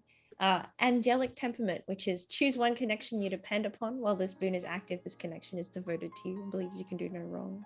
Or stay with us. You're a welcome guest in any household and may stay wherever you choose while this boon remains active. Ooh. Ooh. Could it be dedicated? The tag? Yeah. Absolutely. Okay.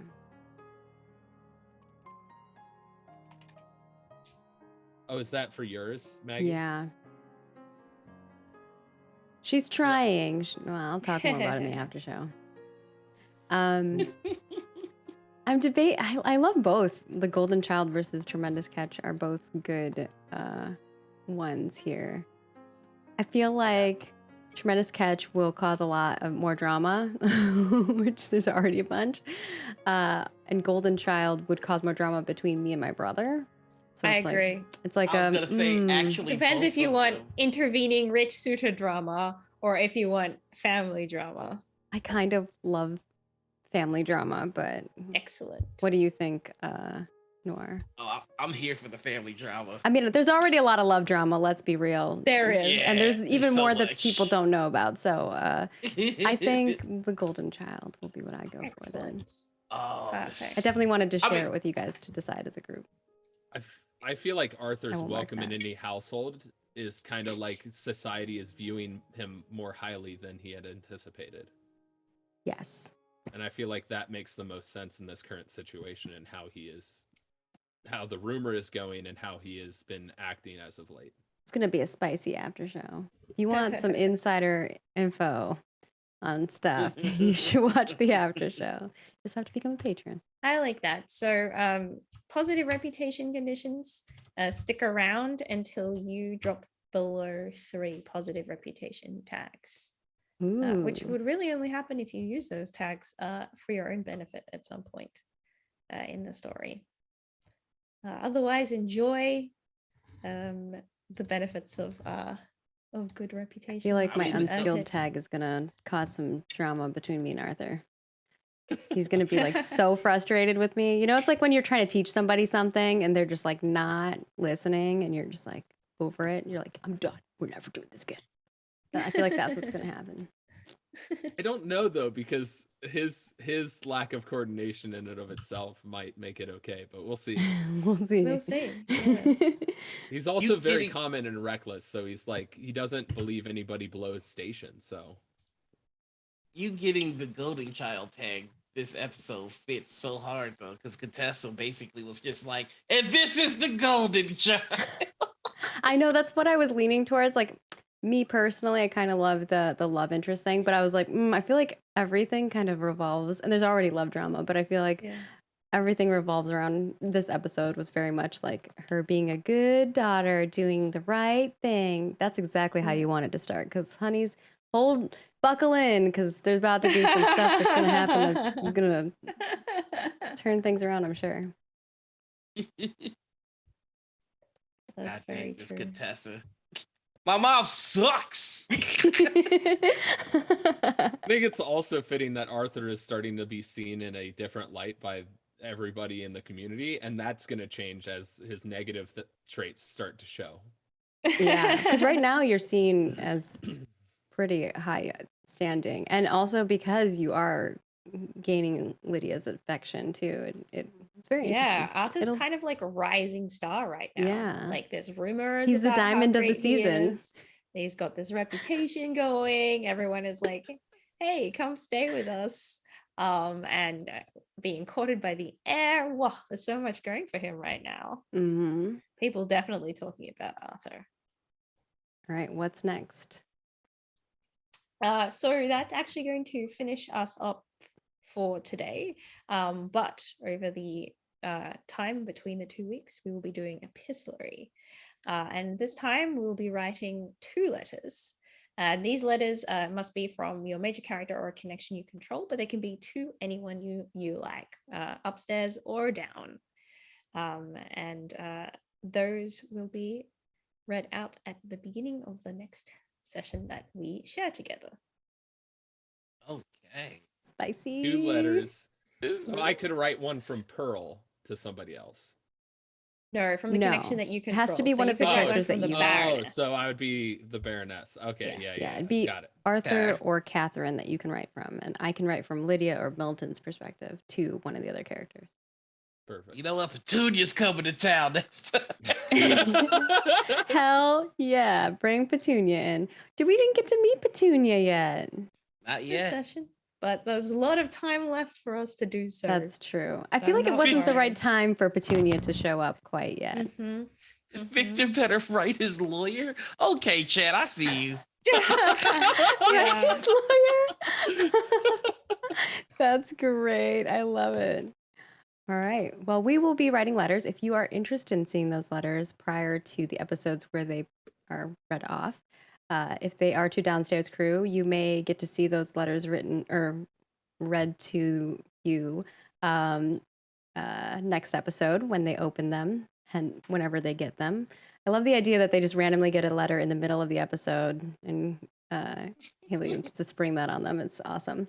And then the other side of it is for those of us who are writing letters again to the upstairs folks, those will be read out the next episode, which, oh my gosh, we're alternating some of the upstairs and downstairs, which is different. So the next upstairs cast will be on May 14th, but we will have both casts on May 7th. So that is where the spicy drama comes. So we have upstairs, downstairs, then all of us together. So if you've ever wanted to see 7 people play 16 characters, it's your time.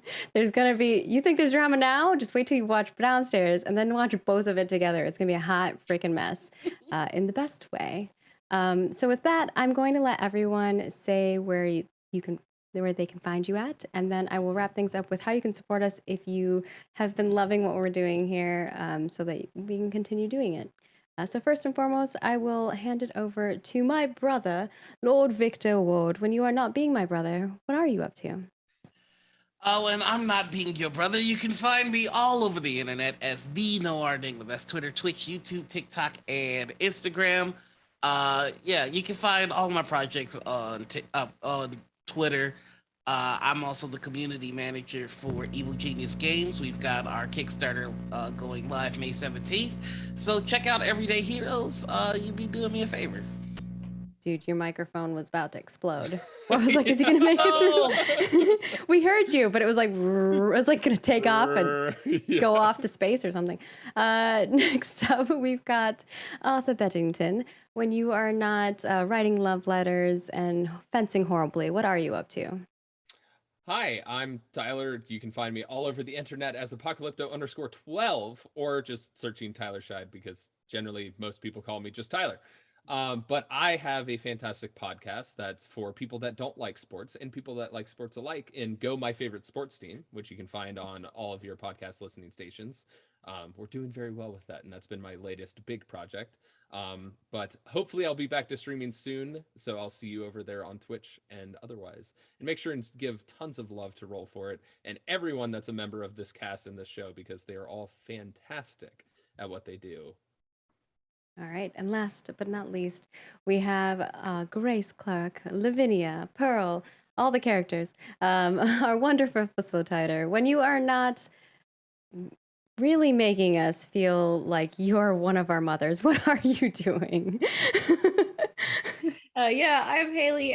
You can find me on Twitter or Facebook at Storybrewers, or Storybrewers Roleplaying is our website. You can find this game, Good Society, or you can find all our other games. And right now, we actually are live on Kickstarter with a different game called Little Box Journeys, which is actually it's actually a series of 4 little no prep RPGs with heart. So yeah, go check out Little Box Journeys if you'd like to see some of the other games that we are Art creating looks really and cute funding too. right now. I like it. All right. And I'm Margaret Crone. You can find me at Margaret Crone in all of the places. I do lots of things on the internet, and whenever I'm live, I post it on the internet. So if you go follow me, you'll see it. I also make video games and games for a living. I'm currently working on a project called Ashes of Creation, and you can find it at Ashes of Creation in all of the places. I'm also working on the advanced version of Witches and Spellcraft. So if you have loved that game, but you want a more I guess rules heavy version, it is coming. It is on its way. So with that, if you'd like to follow us here on Roll For It, the best way is to, obviously be here and watch our streams. If you didn't catch it live and you're just tuning in right now, we also upload everything to YouTube, so you can check that out, youtube.com/rollforit. And follow us on Twitter and Facebook, as we always update and post things there. We interact with you. If you message us, we retweet things. It's super fun. We love fan art, so if you share fan art, we will put that in our little fan art reel here, as well as share it on all of our social media channels. I'm excited for the fan art for this. Also, just like the fanfic, I'm sure there's going to be great. Lots of fanfic. There was for Layla, and I'm like, this is even hard, like more love drama than Layla was. And of course, if you would like to support us in a monetary way, and you can, because by no means, if you cannot afford to, please do not just be here and watch. That's enough. But if you can, it helps us pay our cast. It helps us keep going, as we like to make sure that everyone is paid fair and equally. You can go over to our Patreon and become a patron. Over there are a whole bunch of rewards for you. In fact, there will be some letters that we all are writing in between this episode and the next, where we'll be writing 2 letters to 2 other characters, which should be very exciting. Or I guess could you write 2 letters to the same person? That'd be weird, I suppose. It's not against the rules, but I would encourage to spread the Yeah, I love. would encourage to spread out the love. So there's gonna be a lot of letters that will be happening. If you would like to see and access those, definitely become a patron. As well as we already have a bunch of goodies up right now. If you are watching our Ascension show, we have our level 11 character sheets out, as well as the tower notes for all the towers that we went through, which if you'd like to run your players through, it was hard. So good luck, have fun. Get lots of loot. And then, of course, there's more to come, as well as our monthly recap is on its way. If you'd like to know the inner workings of Roll For It and what we do, we make a monthly recap of the previous month and talk a little bit about the future of Roll For It every month. And beyond that, we'd like to say thank you to our sponsor, Roll20. We use them for all of our dice-related rolling and maps and things of that sort. So if you've ever been like, what are they using for that?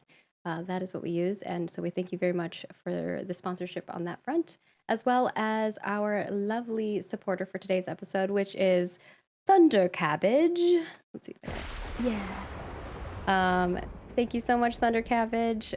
You too could become a supporter by becoming a legend tier on Patreon. Beyond that, you can also subscribe to us here on Twitch or become a YouTube member, and you get access to a lot of cool emotes. And whether you are a Twitch subscriber, YouTube member, or a patron, you get access to our private Discord, where you can talk to us all the time. There's a chat that we're all in, and you can message us and tell us about how horrible our monologues were, or how much you want us to continue doing what we're doing. I don't know. And we will, I guess, wrap things up and start our after show, which we will record for Patreon, unless anyone else has any final words that they would like to say to the people. All right.